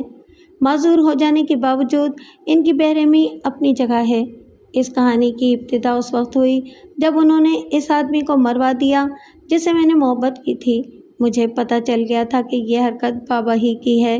پھر ستم یہ ہوا کہ بابا نے میرے ارمانوں اور احساسات کی پرواہ نہ کرتے ہوئے میری شادی ایک عیاش قسم کے سیاستدان سے طے کر دی، کیونکہ وہ شخص ان کے لیے بہت فائدہ مند ثابت ہوتا۔ سمجھ گیا، اور تم نے اس شادی کو ٹالنے کے لیے خود کو پاگل بنا لیا۔ ہاں، کیونکہ میرے پاس اس کے سوا اور کوئی راستہ نہیں تھا، زیبی نے کہا۔ میرے اس راز سے صرف یہ حمید واقف تھا۔ اس نے حمید کی طرف اشارہ کیا۔ لیکن میں بھی کیا کر سکتا تھا صاحب؟ حمید بول پڑا، میں تو ایک معمولی ملازم ہوں۔ پھر بابا نے میری ذہنی حالت کو درست کرنے کے لیے 2-3 نوجوانوں کو خرم کا نام دیا، لیکن میں نے سب کو بھگا دیا۔ پھر تم آ گئے، نہ جانے کیوں تمہارے آنے کے بعد یہ احساس ہوا کہ مجھے پروٹیکشن مل گئی ہے، تم میری حفاظت کر سکتے ہو۔ میں نے تمہارے ساتھ وہ سلوک نہیں کیا جو دوسروں کے ساتھ کر چکی تھی۔ حمید نے میری طرف دیکھا۔ صاحب، جب آپ کو چھوٹے صاحب اپنے ساتھ لے کر آئے تو میں نے زیبی بیوی کو بتا دیا۔ مجھے یہ معلوم ہو گیا تھا کہ چھوٹے صاحب آپ کو کہاں لے گئے ہیں۔ سوال یہ ہے کہ اصغر بھائی نے ایسا کیوں کیا؟ کیا بات تھی ان کے ذہن میں؟ میں نے اسے بتا دیا کہ پہلے اکبر نے مجھ سے کیا کہا تھا، پھر اصغر نے کیا کہا۔ او خدا! زیبی نے ایک گہری سانس لی۔ میرے بھائی اسی مزاج کے انسان ہیں، ان کے لیے دولت سب سے بڑی چیز ہے اور کچھ بھی نہیں ہے، لیکن مجھے یہ اندازہ نہیں تھا کہ وہ دولت حاصل کرنے کے لیے اس حد تک بھی گر سکتے ہیں۔ بی بی، یہ سارا جھگڑا دولت کا ہے، میں نے کہا۔ ازل سے ایسا ہی ہوتا آیا ہے۔ حمید نے جب یہ بتایا کہ تمہیں اصغر بھائی ساتھ لے آئے ہیں تو نہ جانے کیوں میں کھٹک گئی۔ مجھے یہ احساس ہونے لگا کہ تمہاری زندگی کو خطرہ ہے اور ہم تمہیں وہاں سے نکال کر لے آئے، اور اب آپ کی تلاش ہو رہی ہوگی صاحب، حمید نے کہا۔ میں تو یہاں آ کر الجھ گیا ہوں، میں زیبی کی طرف دیکھ کر بولا۔ میں یہاں ملازمت کے لیے آیا تھا، لیکن یہ معلوم نہیں تھا کہ اتنی پریشانیاں سامنے آ جائیں گی۔ اب ہم نے اپنا فرض پورا کر دیا ہے، زیبی نے کہا۔ اب تم خود سوچ سکتے ہو کہ تمہیں کیا کرنا ہے۔ تم واپس جانا چاہو تو اس کا بھی انتظام ہو سکتا ہے۔ زیبی، تم یہ بتاؤ کہ تم کیا کرو گی؟ میں نے پوچھا۔ کیا تم ساری زندگی ایب نارمل بنی رہو گی؟ نہیں، میں لعنت بھیجتی ہوں ایسی جائیداد اور ایسی دولت پر جس کے لیے رشتہ ختم ہو جاتے ہیں۔ مجھے نہیں چاہیے یہ سب، مجھے اپنا سکون چاہیے، اور اس سکون کے لیے میں نصیر پور چھوڑ رہی ہوں، حویلی چھوڑ رہی ہوں، جا رہی ہوں یہاں سے۔ کہاں؟ کہاں جاؤ گی؟ تمہارے ساتھ، زیبی نے بہت اطمینان سے جواب دیا۔ کیا میرے ساتھ جاؤ گی؟ ہاں، اگر تم مجھے اپنے ساتھ رکھ سکو، زیبی نے کہا، اور تم میں اتنی ہمت ہے کہ مجھے سہارا دے سکو۔ میرا دل چاہا کہ میں اسے کہہ دوں کہ میں تو زندگی بھر اس کو اپنے سینے میں چھپا کر رکھنے کو تیار ہوں اور اس کے لیے ہر خطرے کا مقابلہ کرنے کو تیار ہوں۔ بتاؤ، کیا سوچ رہے ہو؟ زیبی نے پوچھا۔ زیبی، میرے لیے اس سے بڑی بات اور کیا ہوگی کہ میں تمہیں اپنے ساتھ رکھوں۔ میں نے کہا، ایک بار میں تمہیں لے کر یہاں سے نکل جاؤں تو پھر ہمیں کوئی ہاتھ نہیں لگا سکتا۔ تمہارے بھائیوں، تمہارے بابا کی حکومت اس علاقے پر ہوگی، لیکن شہر میں وہ کچھ نہیں کر سکتے۔ ہم وہاں بالکل محفوظ ہوں گے۔ ٹھیک ہے، تو پھر میں تمہارے ساتھ چل رہی ہوں، زیبی نے کہا۔ آخر میرے دونوں بھائی بھی تو یہی چاہتے تھے نا۔ تم کیا سمجھتی ہو کہ ہم اتنی آسانی کے ساتھ یہاں سے نکل سکیں گے؟ میں نے پوچھا۔ نہیں، نکلنا بہت مشکل ہوگا، زیبی نے کہا، لیکن حمید نے سارا انتظام کر لیا ہے۔ کیوں حمید؟ ہاں بی بی، سب انتظام ہو چکا ہے۔ آپ لوگوں کو 2 دن اسی مکان میں چھپ کر رہنا ہوگا تاکہ سب کی بھاگ دوڑ ختم ہو جائے اور تھوڑا سکون ہو جائے۔ اس کے بعد ہم تینوں یہاں سے نکل جائیں گے، اور یہ 2 دن تمہیں حویلی میں گزارنے ہوں گے، زیبی نے کہا، تاکہ تم دیکھو کہ وہاں کیا ہو رہا ہے، وہ لوگ کیسی پلاننگ کر رہے ہیں۔ جی ہاں بی بی، یہی بات میرے ذہن میں بھی ہے۔ ویسے آپ یہاں بہت آرام سے رہ سکتی ہیں، اس طرف کوئی نہیں آتا اور کسی کا دھیان بھی نہیں جائے گا، بس کھانے پینے کی تکلیف ہو جائے گی۔ ویسے راشن، سبزیاں سب رکھی ہوئی ہیں، تو پھر کس بات کی پریشانی؟ میں پکانا جانتی ہوں، بچپن سے میرا یہی شوق رہا ہے۔ ٹھیک ہے جی، تو پھر میں بے فکر ہو کر جاتا ہوں۔ ایک دن زیبی کے ساتھ بہت خوبصورت انداز میں گزر گیا۔ ہم دونوں نے ایک دوسرے سے دنیا بھر کی باتیں کی، ایک دوسرے کو اپنا دکھ سکھ سناتے رہے۔ زیبی جتنی خوبصورت تھی، اس کی باتیں اور بھی خوبصورت تھیں۔ میں بھی اس کے ساتھ رہ کر یہ بھول ہی گیا تھا کہ میں کس امتحان سے گزر رہا ہوں یا کیسی بلائیں ہمارے سروں پر منڈلا رہی ہیں۔ دونوں کو ہی اس کی کوئی پرواہ نہیں تھی۔ اس نے بہت مزیدار کھانا بنایا تھا، اس کی یہ خوبی بھی سامنے آ گئی تھی، یعنی وہ ہر لحاظ سے ایک مکمل لڑکی تھی۔ ایسے ماحول میں پیدا ہونے اور زندگی گزارنے کے باوجود اس کے مزاج میں بے انتہا نرمی تھی۔ اس کو اپنی ماں سے بہت محبت تھی، وہ اس کا ذکر بہت احترام اور پیار سے کیا کرتی۔ میں نے اسے پوچھا، زیبی، کیا تمہارے بابا شروع سے معذور تھے؟ نہیں تو، وہ تو اچھے خاصے دوڑتے بھاگتے انسان تھے۔ ایک ایکسیڈنٹ کے بعد ان کی یہ حالت ہو گئی، ان کی جیپ الٹ گئی تھی۔ اور تمہاری والدہ، ان کا انتقال کیسے ہوا؟ سچ تو یہ ہے کہ بابا کے جبر نے انہیں مار ڈالا، زیبی نے بتایا۔ وہ ایک صابر اور شاکر قسم کی عورت تھیں۔ اب یہ بتاؤ، کیا تمہیں یہ احساس ہے کہ میرے ساتھ تمہاری زندگی کیسی گزرے گی؟ ہاں معلوم ہے مجھے، اس نے اپنی گردن ہلائی۔ میں نے بہت عیش و آرام کی زندگی گزاری ہے۔ تمہارے ساتھ مجھے پریشانیاں تو ہوں گی، اس کے باوجود میں اس لیے خوش رہوں گی کہ کم از کم ظلم اور جبر کے ماحول سے تو دور ہو جاؤں گی۔ میں تمہارے دونوں بھائیوں کی طرف سے حیران ہوں۔ اس میں حیرت کی تو کوئی بات نہیں ہے، اس نے برا سا منہ بنایا۔ دولت کا لالچ آنکھوں پر پٹیاں باندھتے سا ہے۔ دونوں دولت کے لیے ایک دوسرے کو مار بھی سکتے ہیں، بلکہ وہ بابا کا خون بھی کر سکتے ہیں، لیکن ان کی ہمت نہیں ہوتی۔ بابا نے اپنے ارد گرد جو محافظ رکھے ہوئے ہیں وہ بہت خطرناک ہیں، خاص طور پر وہ گونگا۔ میں نے کہا، ہاں وہ بابا کا خاص آدمی ہے، زیبی نے بتایا۔ بابا کے اشارے پر وہ کچھ بھی کر سکتا ہے، وہ صرف اور صرف بابا کا حکم مانتا ہے۔ تمہارے غائب ہونے کے بعد تمہارے بابا اور دوسروں کا کیا حال ہوگا؟ میرا خیال ہے کہ دونوں بھائیوں کو اس بات کا غصہ ہوگا کہ میں ان کے ہاتھ سے نکل گئی۔ انہیں دکھ نام کی کوئی چیز نہیں ہوگی، اور میں سمجھتی ہوں کہ بابا تل ملائیں گے، تھاڑیں گے، انہیں اپنی ناک کے کٹ جانے کا افسوس ہوگا، اس کے علاوہ اور کوئی بات نہیں ہوگی۔ افسوس کی بات ہے، زیبی کی آنکھوں میں آنسو آ گئے۔ مجھے اس لڑکی پر افسوس ہونے لگا جو ہزاروں غریبوں سے زیادہ غریب تھی، جس کے پاس بظاہر سب کچھ تھا لیکن کچھ بھی نہیں تھا۔ ابھی ہماری باتیں ہو ہی رہی تھیں کہ دروازے پر دستک ہونے لگی۔ حمید حویلی کی خبر لے کر آ گیا تھا۔ میں نے دروازہ کھولا تو حمید تو آیا ہی تھا، اس کے ساتھ وہ گونگا بھی تھا اور کچھ اور محافظ بھی تھے۔ حمید نے ہمیں دھوکہ دیا تھا، وہ ان لوگوں کو اپنے ساتھ لے آیا تھا۔ تکلیف کی شدت سے میری چیخیں نکل رہی تھیں۔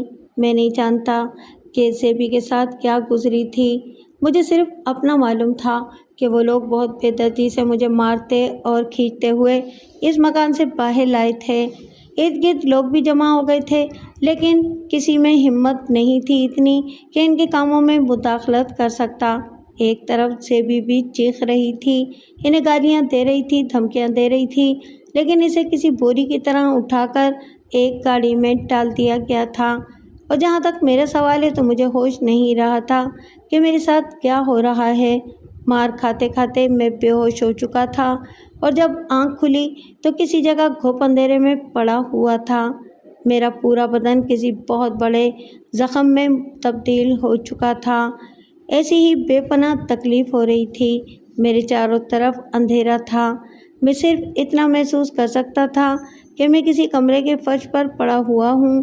یہ گھر کہاں تھا، کس کا تھا، یہ میں نہیں جانتا تھا۔ پھر ایک چیخ سنائی دی، کسی عورت یا لڑکی کی چیخ۔ میں کانپ کر رہ گیا۔ خدا کی پناہ، یہ کیسے لوگ تھے؟ بیچاری زیبی پر تشدد کر رہے تھے۔ چیخ بھی ایسی تھی جیسے کسی کے جسم پر کوڑے برسائے جا رہے ہوں۔ پھر اس لڑکی کی سسکیاں گونجنے لگیں۔ شاید وہ بھی میرے ساتھ اسی کمرے میں تھی، اسی لیے اس کی آواز مجھے اتنے قریب سے معلوم ہو رہی تھی۔ اگر یہ زیبی تھی تو پھر ایسے لوگوں پر سوائے لعنت کے اور کیا ہو سکتا تھا جو اپنے ہی خون کے ساتھ ایسا سلوک کر رہے تھے؟ میں نے اپنے دونوں ہاتھ آگے بڑھائے، میرے ہاتھ ایک دیوار سے ٹکرا گئے، یعنی مجھے کسی دیوار کے ساتھ لا کر پھینکا گیا تھا۔ اس عمل میں میں بے انتہا تکلیف محسوس کر رہا تھا۔ میرے دونوں ہاتھ بھی زخمی تھے۔ شاید انہوں نے میری بے ہوشی کے دوران مجھ پر غصہ اتارا تھا۔ نہ جانے کتنے کوڑے یا ڈنڈے برسائے ہوں گے، اور ابھی ان کا غصہ ختم نہیں ہوا تھا، ورنہ وہ مجھے کسی ویرانے میں پھینک دیتے، لیکن وہ مجھے یہاں اٹھا کر لے آئے تھے۔ یعنی ان کے دل میں ابھی اور بھی بہت کچھ باقی تھا۔ وہ لڑکی سسکیاں لیتے لیتے خاموش ہو گئی۔ نہ جانے وہ یا تو بے ہوش ہو گئی تھی یا کوئی اور بات تھی۔ میں نے آگے کی طرف رینگنے کی کوشش کی، لیکن مجھ سے ایسا نہیں ہو سکا۔ درد کی ایسی لہر اٹھی کہ میں چیخ اٹھا۔ میں نے اپنے ہونٹوں کو بھینچ کر اپنی گردن ایک طرف ڈال دی۔ خدا جانے کتنی دیر تک اسی طرح پڑا رہا۔ پھر آہستہ آہستہ روشنی پھیلنے لگی۔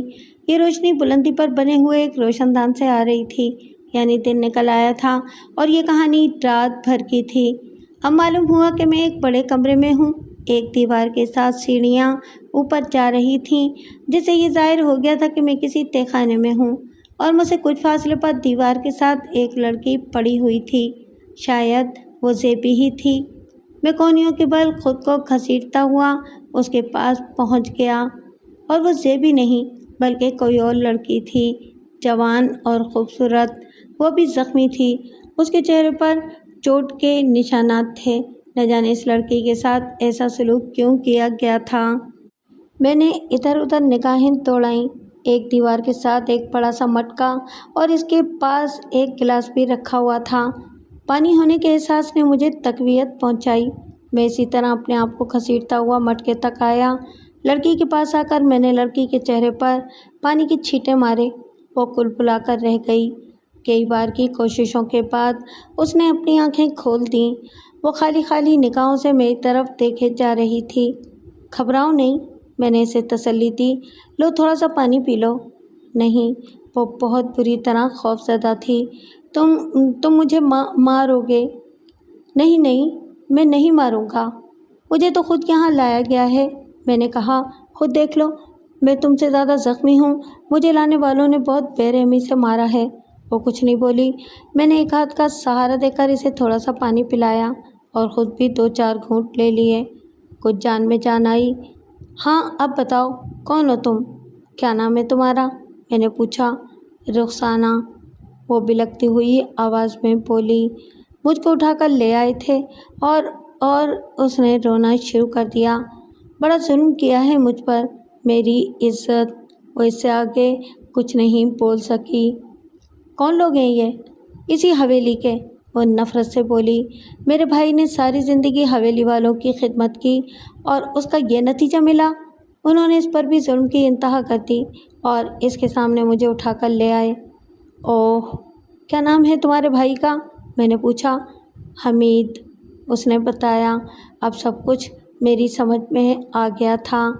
بیچارے حمید نے ہم لوگوں کو دھوکہ نہیں دیا تھا، بلکہ انہیں شبہ ہو گیا ہوگا کہ زیبی کی گمشدگی میں حمید کا ہاتھ ہو سکتا ہے، اس لیے اسے مجبور کر دیا گیا ہوگا، اس کی بہن کو اغوا کر کے اور خود اس پر ظلم و تشدد کر کے۔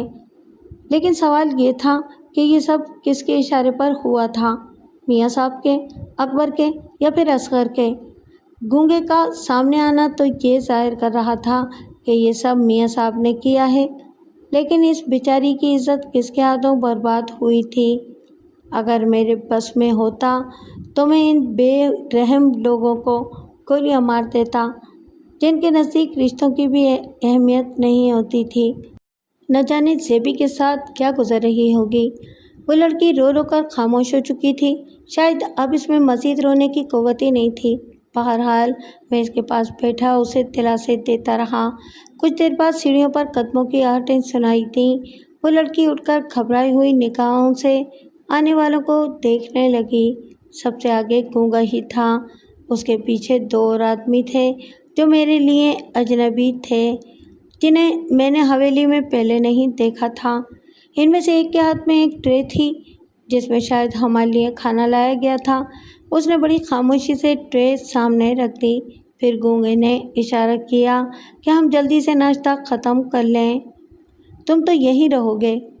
ان دونوں میں سے ایک نے مجھ سے کہا، یہ لڑکی ہمارے ساتھ جائے گی۔ رخسانہ بری طرح خوفزدہ ہو کر مجھ سے لپٹ گئی۔ نہیں، یہ نہیں جائے گی، میں نے مضبوط لہجے میں کہا۔ کیوں اس بیچاری پر ظلم کر رہے ہو؟ اوہو، اتنی دیر میں دوستانہ ہو گیا، دوسرے نے ہنس کر کہا۔ میں خون کے گھونٹ پی کر رہ گیا، کاش میرے اختیار میں کچھ ہوتا۔ اچانک ٹرے لانے والے کے موبائل کی گھنٹی بجنے لگی۔ اس نے موبائل پر کچھ سنا، پھر ہماری طرف دیکھا۔ ٹھیک ہے، اس وقت تو اس لڑکی کو چھوڑ دیا ہے، بعد میں آ کر لے جائیں گے۔ گونگا بھی ان کے اشارے پر ان کے ساتھ ہی چلا گیا۔ تہخانے کا دروازہ پھر بند کر دیا گیا۔ رخسانہ کا خوف ابھی تک ختم نہیں ہوا تھا، وہ بدستور لرز رہی تھی۔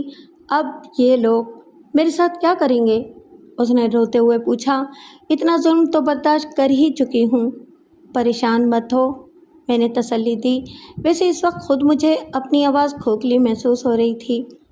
میں مر جاؤں گی، اس نے کہا، لیکن ان لوگوں کے ساتھ نہیں جاؤں گی۔ میں سوائے خاموش رہنے کے اور کیا کر سکتا تھا؟ میرے بس میں تو کچھ بھی نہیں تھا۔ وہ حمید کی بہن تھی اور مجھے احساس ہو رہا تھا کہ اس بیچاری پر اس ظلم کی وجہ میں خود بنا ہوں۔ اچانک تہخانے کی سیڑھیوں پر کسی کے قدموں کی آواز گونج اٹھی۔ اس بار آنے والا تنہا تھا اور وہ گونگا تھا۔ وہ تہخانے کا دروازہ اندر سے بند کر کے سیڑھیاں اترتا ہوا ہماری طرف آ رہا تھا۔ اس کے چہرے پر جس قسم کے تاثرات تھے، اس سے یہ اندازہ لگانا مشکل نہیں تھا کہ وہ کس نیت سے آیا ہوگا۔ وہ اس لڑکی کے لیے آیا تھا جو بیچاری کسی فاختہ کی طرح تھر تھر کانپ رہی تھی۔ گونگے کو یقین تھا کہ میں اس کا کچھ نہیں بگاڑ سکوں گا، اس لیے اس نے مجھ پر دھیان ہی نہیں دیا، بلکہ اس لڑکی کا ہاتھ پکڑ کر اسے ایک طرف لے جانے لگا۔ لڑکی پھر شور کرنے لگی۔ میں نے غصے میں آ کر اس گونگے کو ایک گھوسا رسید کر دیا۔ مجھے ایسا لگا جیسے لوہے کی کسی دیوار پر گھوسا مارا ہو۔ میرا ہاتھ جھنجھنا اٹھا۔ گونگے نے مجھے دھکا دیا، میں ایک طرف جا گرا۔ एक तो मैं वैसे ही ज़ख्मी हो रहा था और अब इस गूंगे की बेपनाह ताकत में चीख पड़ा। दूसरी तरफ वो लड़की चीखती हुई गूंगे से खुद को छुड़ाने की जिद्दोजहद किए जा रही थी, लेकिन गूंगा किसी देव की तरह इस पर छा गया। मैं इस लड़की को हर कीमत पर इस गूंगे से बचाना चाहता था, लेकिन किस तरह? और अचानक खुदा की मदद मेरे सामने आ गई। वो लोहे की एक सलाख थी जो इस जगह पड़ी हुई थी जहाँ मैं जाकर गिरा था। वो गूंगा अब पूरी तरह इस लड़की की तरफ मुतवज्जा था। मैंने वो सलाख उठाई और गूंगे के सर पर रसीद कर दी। वो चाहे कितना ही मजबूत और लोहे का सही, लेकिन इस चोट ने उसे चकरा कर रख दिया। वो टकराता हुआ मेरी तरफ बढ़ा। इसका सर फट चुका था। सो खून ने उसके चेहरे को इतना भयानक बना दिया था कि इसकी तरफ देखा नहीं जा रहा था। मैंने दूसरा वार किया। उस वक्त मुझ में हौसला भी आ गया था और मैं पुरजोश भी हो रहा था। ये दूसरा वार कारी साबित हुआ। वो टकराता हुआ फर्श पर गिरकर बेहोश हो गया। मेरी सांसें चढ़ आई थीं। मैंने ज़िंदगी में पहली बार किसी पर इस तरह हमला किया था। रुखसाना दौड़ती हुई आई और मुझसे लिपट गई। चलो निकलो यहाँ से, मैंने कहा। हमें इससे अच्छा मौका नहीं मिलेगा। मैंने वो सलाख एक तरफ फेंकी और हम सीढ़ियों की तरफ बढ़ गए। दरवाज़ा अंदर से बंद था। हम दरवाजे के पास खड़े होकर बाहर की सुनगुन लेते रहे, लेकिन बाहर सिर्फ खामोशी थी। हम दरवाज़ा खोलकर बाहर आ गए और जो कुछ हमारे सामने था वो इतना हैरत अंगेज़ था कि हम दोनों कुछ देर तक बेवकूफ़ों की तरह वहाँ खड़े हुए एक दूसरे को देखते रह गए। हम एक खेत में खड़े हुए थे। मेरा ये अंदाज़ा बिल्कुल गलत निकला था कि हम हवेली के तहखाने में हैं, बल्कि ये सिर्फ तहखाना था, एक कमरा जिसका दरवाज़ा खेत में खुलता था। इसके सिवा वहाँ और कुछ भी नहीं था। खुदा की पनाह, वो तहखाना इतनी होशियारी से बनाया गया था कि किसी को अंदाज़ा भी नहीं हो सकता था कि खेतों के दरमियान कोई तहखाना भी हो सकता है। रुखसाना, हम कहाँ आ गए? मैंने पूछा। पता नहीं। रुखसाना भी हैरान होकर हर तरफ देखे जा रही थी। न जाने ये कौन सी जगह है। क्या तुम्हें कुछ याद नहीं आ रहा? नहीं, क्योंकि खेत तो हर जगह एक ही जैसे होते हैं, लेकिन इतना ज़रूर अंदाज़ा है कि हम हवेली से ज़्यादा दूर नहीं होंगे। कुछ भी हो, अब हमें यहाँ से निकल जाना चाहिए, मैंने कहा, लेकिन हम वहाँ से नहीं निकल सके। तहखाने के अंदर से एक और चीख सुनाई दी जिसने हमें हैरान कर दिया। ये चीख भी किसी लड़की की थी। या खुदा, कौन है ये? रुखसाना ने कांपती हुई आवाज़ में पूछा। आवाज़ तो तहखाने से आ रही है, मैंने कहा। खुदा के लिए चलो यहाँ से। रुखसाना ने मेरा हाथ थाम लिया। न जाने क्या चक्कर है, हम तहखाने में इस गूंगे को छोड़ आए थे, अब कौन चीख रहा है? हम आगे बढ़ने ही वाले थे कि वही चीख फिर सुनाई दी, वाज़ेह तौर पर तहखाने से आती हुई चीख, जहाँ हम गूंगे को बेहोश छोड़ आए थे। रुखसाना, तुम यहीं ठहरो, मैं देख कर आता हूँ, मैंने कहा। नहीं, मैं भी साथ चलूँगी, उसने मेरा हाथ थाम लिया। तुम्हारी वजह से मुझे हौसला रहता है। तो फिर आओ, देखते हैं कि क्या चक्कर है। हम तहखाने में वापस आ गए। एक लड़की बेहोश गूंगे के पास खड़ी हुई चीखे जा रही थी। गूंगा इसी तरह फर्श पर पड़ा हुआ था और इसकी चढ़ती उठती सांसें ये बता रही थीं कि वो अभी जिंदा है। हमारी आहट सुनकर इस लड़की ने मुड़कर हमारी तरफ देखा और रुखसाना चीख उठी, अरे नाज़नीन, तुम? नाज़नीन नाम की इस लड़की ने चौंक कर रुखसाना को देखा और दौड़ती हुई रुखसाना से आकर लिपट गई। उसके साथ ही वो बेहोश भी हो चुकी थी। रुखसाना ने बहुत मुश्किल से इसको संभाला। मैंने भी आगे बढ़कर उसे सहारा दिया। इस वक्त कोई बात भी समझ में नहीं आ रही थी। रुखसाना, कौन है ये? मैंने रुखसाना से पूछा। ये बात मैं बताऊंगी, पहले इसको यहाँ से ले चलें। लेकिन ये आई कहाँ से? तहखाने की सीढ़ियों के नीचे एक और दरवाज़ा भी है, रुखसाना ने बताया। इस तरफ भी एक कमरा है, शायद इसको वहीं रखा गया था। पता नहीं कैसा गोरख धंधा है, अब इसको कहाँ ले जाएं? यहाँ से तो निकलें, वो लोग किसी भी वक्त आ सकते हैं। हम बड़ी मुश्किलों से इस लड़की को उठाकर तहखाने से बाहर ले आए। हर वक्त गूंगे के होश में आने या इन लोगों के आ जाने का खौफ लगा हुआ था, लेकिन हम खैरियत से तहखाने से बाहर आ गए थे। मैंने नाज़नीन को अपने कंधे पर उठा लिया। रुखसाना आगे आगे चल रही थी। उसने बताया कि अब मुझे याद आ रहा है, ये अपना ही इलाका है। यहाँ कुछ फासले पर एक कोठरी बनी हुई है। किसी ज़माने में इसमें एक कुआं था, अब वो सूख चुका है और इस तरफ कोई नहीं जाता। हम वहाँ कुछ देर रुक सकते हैं। रुखसाना का अंदाज़ा सही था। हमें वो कोठरी भी मिल गई। हमने इस बेहोश लड़की को एक तरफ लिटा दिया। अब बताओ कौन है ये? मैंने पूछा। ये वो लड़की है जो अब से 1 महीना पहले हमारी बस्ती से अगवा हो गई थी, रुखसाना ने बताया। इसको वो लोग उठाकर ले गए थे जो गांव की न जाने कितनी लड़कियों को ले जा चुके हैं, जो चेहरे को छुपाए हुए फायरिंग करते हुए आते हैं और लड़कियों को उठाकर ले जाते हैं। फिर इनका कोई पता नहीं चलता। न जाने ये बेचारी किस तरह मिल गई है।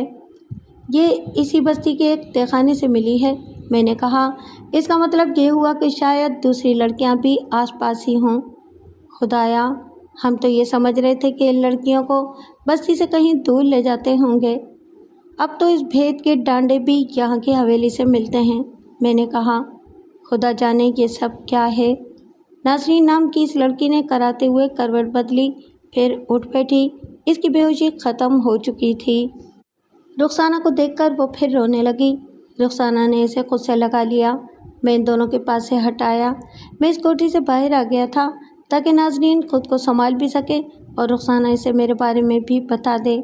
कुछ देर बाद मैं वापस गया तो नाज़रीन ने अपने आप को संभाल लिया था। नाज़रीन ने तो अजीब बात बताई है, रुखसाना ने कहा। ये कहती है कि हमारी बस्ती से जितनी लड़कियां गायब हुई हैं वो सब इसी तहखाने में रखी जाती हैं। और इन्हें अगवा करने वाला कौन होता है? किसके कहने पर अगवा की जाती हैं? ये नहीं मालूम, रुखसाना ने कहा। ये नहीं बताया। नाज़रीन, तुम खुलकर बताओ, ये क्या सिलसिला है? मैंने पूछा। इस वक्त हम तीनों एक ही कश्ती के सवार हैं। मैं नहीं जानती कि वो कौन है, नाज़रीन ने आहिस्ता आहिस्ता बताया। वो एक नकाब बांधे रहता है जिससे अंदाज़ा ही नहीं होता कि वो कौन है, लेकिन दूसरे नकाब वाले की हर बात मानते हैं। वो इनका सरदार मालूम होता है। तुम्हारे सामने कितनी लड़कियां लाई गई थीं? सिर्फ एक लड़की, उसने बताया, और वही कमबख्त नकाब पोश। नाज़नीन बोलते बोलते रुक गई। फिर रुखसाना ने इसकी बात मुकम्मल की। वही नकाब पोश लड़कियों को बर्बाद करता रहा है। ओह, मैंने एक गहरी सांस ली। तुमने कभी उसकी आवाज़ तो सुनी होगी, आवाज़ से तो पहचान लोगी। नहीं, वो कुछ बोलता नहीं है, नाज़नीन ने बताया। सिर्फ इशारों से हुक्म देता है। कहीं वो यही गूंगा तो नहीं है? रुखसाना ने पूछा। हो सकता है, मैंने कहा। इस गूंगे ने ऐसी चीज़ें भी शुरू कर दी हों। अब क्या होगा? रुखसाना ने पूछा। अब हम यहाँ से कहाँ जाएं? क्या करें? पता नहीं हमीद भाई के साथ क्या हुआ होगा। इन लोगों ने मेरे भाई के साथ क्या सलूक किया होगा। कहीं गुस्से में इसको जान से ही ना मार दिया हो। ऐसे बेरहमों का कोई भरोसा नहीं, मैंने कहा। और इसी वक्त गोलियां चलने की आवाज़ें आने लगीं। इस कोठरी को चारों तरफ से घेर लिया गया था। वो कभी हैकल और रीछ नुमा कुत्ता हमसे कुछ फासले पर खड़ा हुआ था। हमें इस कोठरी से बाहर निकाला गया। घेरने वाले 10 अफराद थे। इन सब के हाथों में बंदूकें थीं और दोनों भाई भी एक साथ थे, और वो ख़तरनाक कुत्ता भी इनके साथ था। दोनों भाई नाज़नीन को हमारे साथ देखकर हैरान हो रहे थे। कौन है ये लड़की?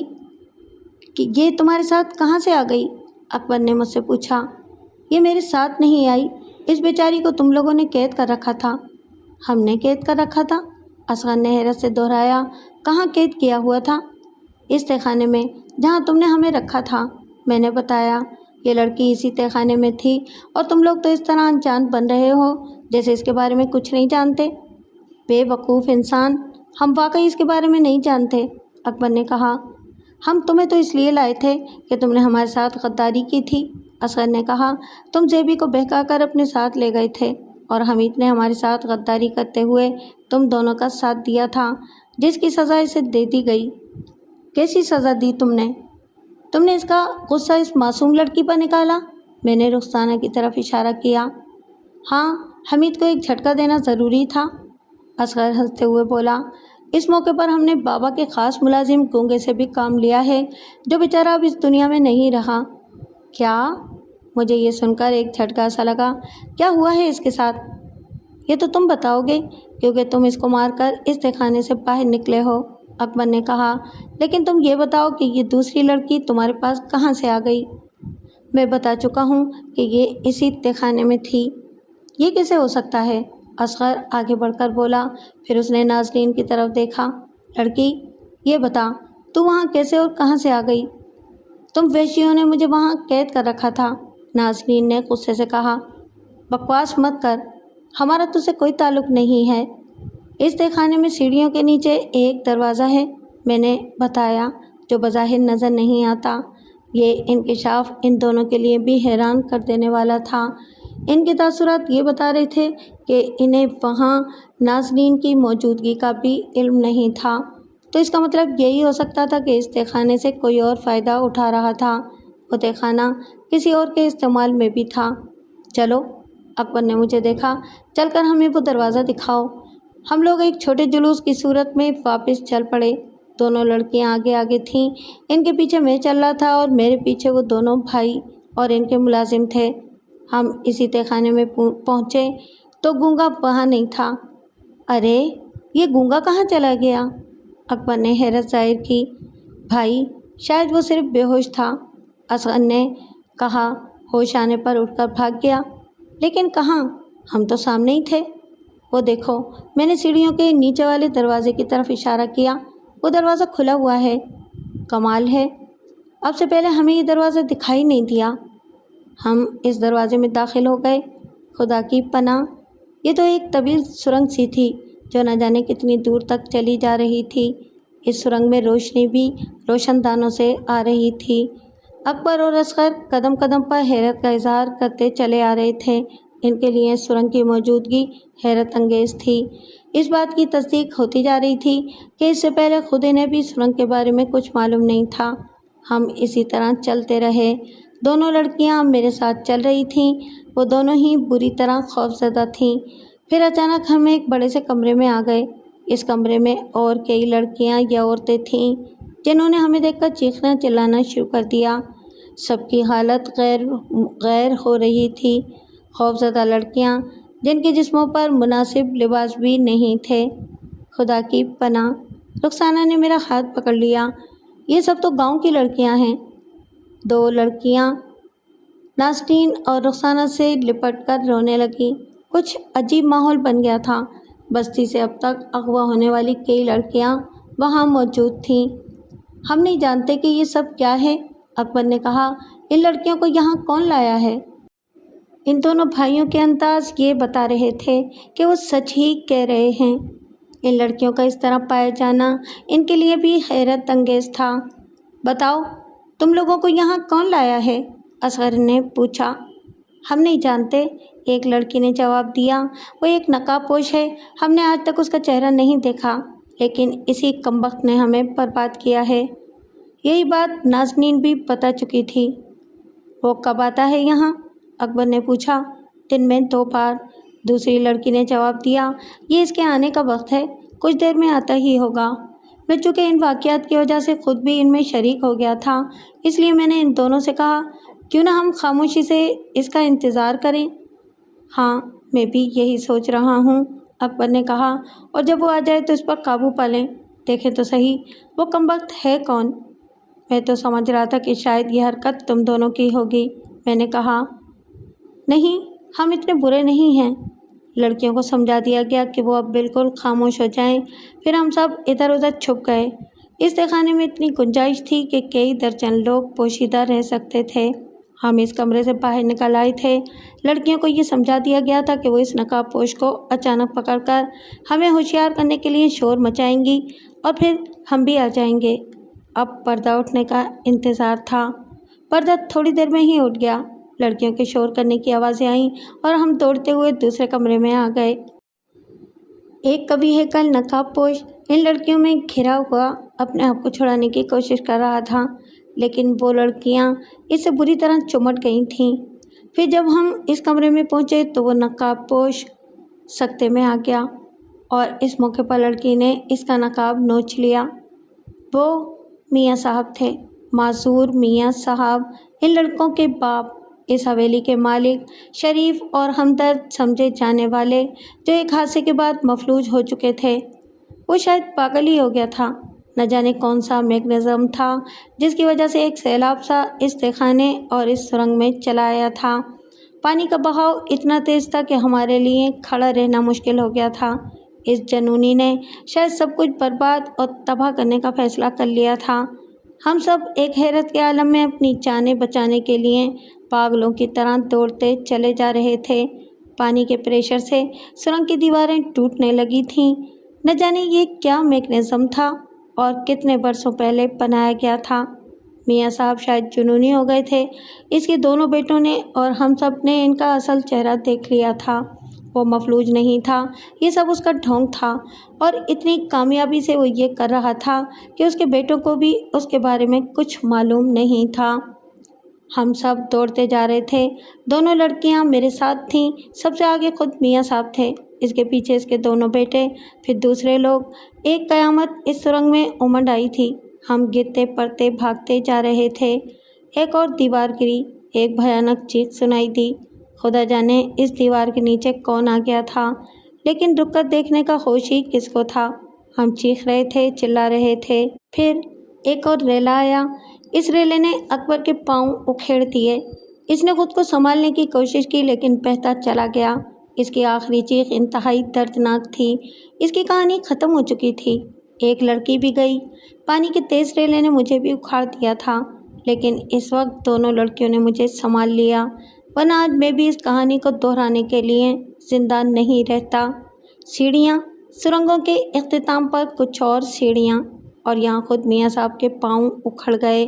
ایک دیوار بھی گر پڑی تھی۔ میاں صاحب چیختے ہوئے ڈھیر ہو گئے۔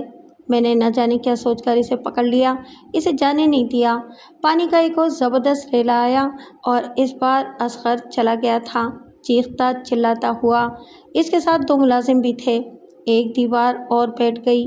خدا کی پناہ، کیسی تباہی آ گئی تھی۔ ایسے مناظر انگریزی فلموں میں دیکھے جاتے ہیں، لیکن یہ سب میرے سامنے ہو رہا تھا اور میں اس منظر کا حصہ بنا ہوا تھا۔ سیڑھیاں ختم ہوئیں۔ میاں صاحب کو میں نے تھام رکھا تھا، اس سے حساب جو لینا تھا۔ سیڑھیاں ختم ہوتے ہی ایسا لگا جیسے ہم دارالسکون میں آ گئے ہوں۔ پانی کے ریلے سرنگوں ہی میں رہ گئے تھے، اوپر کچھ بھی نہیں تھا، اور اس وقت ہم حویلی میں تھے۔ میرا یہ اندازہ درست نکلا تھا کہ ان سرنگوں کا تعلق حویلی سے ہو سکتا ہے، اور ہم حویلی میں تھے۔ کیا حاصل ہوا تھا؟ میاں صاحب کے دونوں بیٹے چلے گئے تھے، کئی لڑکیاں ڈوب چکی تھیں اور وہ خود بے ہوش ہو گئے تھے۔ ایک قیامت تھی، ہر لحاظ سے قیامت۔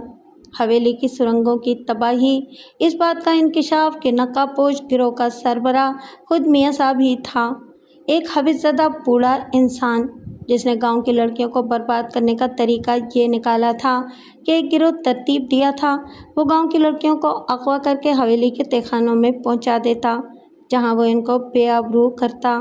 اپنے آپ کو پردے میں رکھنے کے لیے اس نے معذور ہو جانے کا ڈھونگ رچا رکھا تھا تاکہ کسی کا بھی دھیان اس کی طرف نہ جائے۔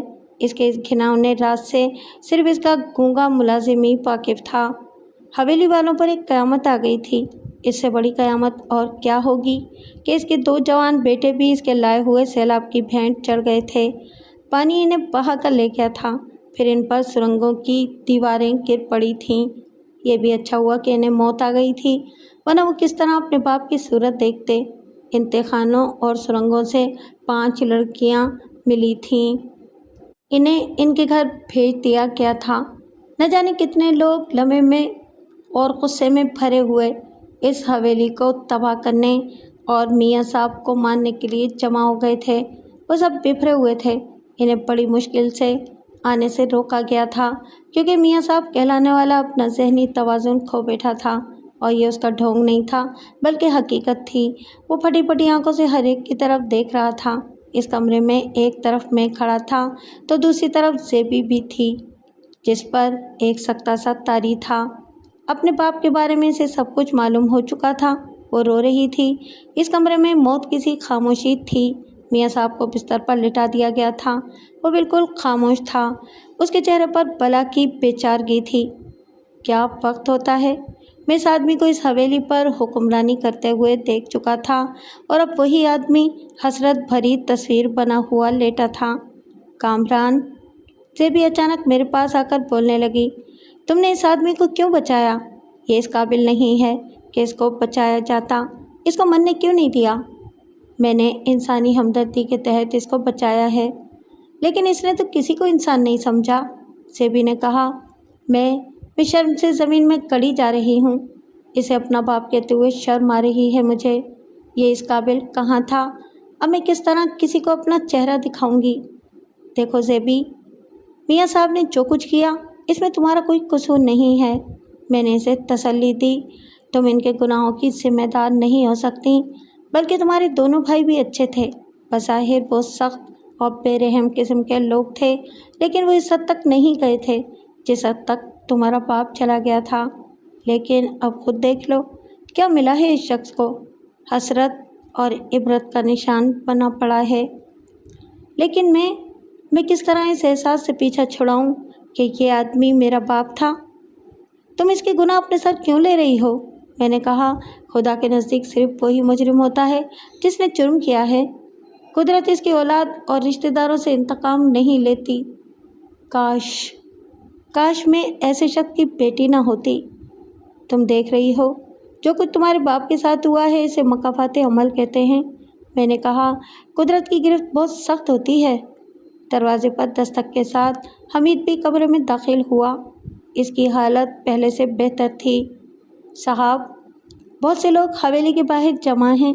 वो सब मियाँ साहब से बदला लेना चाहते हैं। पुलिस भी आ गई है। जाओ इन लोगों को बता दो कि कुदरत ने मियाँ साहब को सज़ा दे दी है। मैंने कहा, इससे बड़ी सज़ा दुनिया का कोई कानून नहीं दे सकता। हमीद जाने लगा था कि मैंने इसे आवाज़ देकर रोक लिया। ये बताओ तुम्हारे साथ क्या हुआ था? साहब, आपने खुद देख लिया होगा कि मुझे आप दोनों का पता बताने के लिए किस तरह मजबूर कर दिया गया था। अब वो दोनों तो इस दुनिया में नहीं रहे, लेकिन इनके जुल्म की दास्तानें रह गई हैं। उन्होंने मेरे सामने मेरी बहन को उठाया था। रुखसाना अब कैसी है? मुझे रुखसाना का ख्याल आ गया। इस अफरा तफरी के बाद वो दिखाई नहीं दी थी। हाँ, अब ठीक ही है। हमीद ने अपनी गर्दन झुका ली।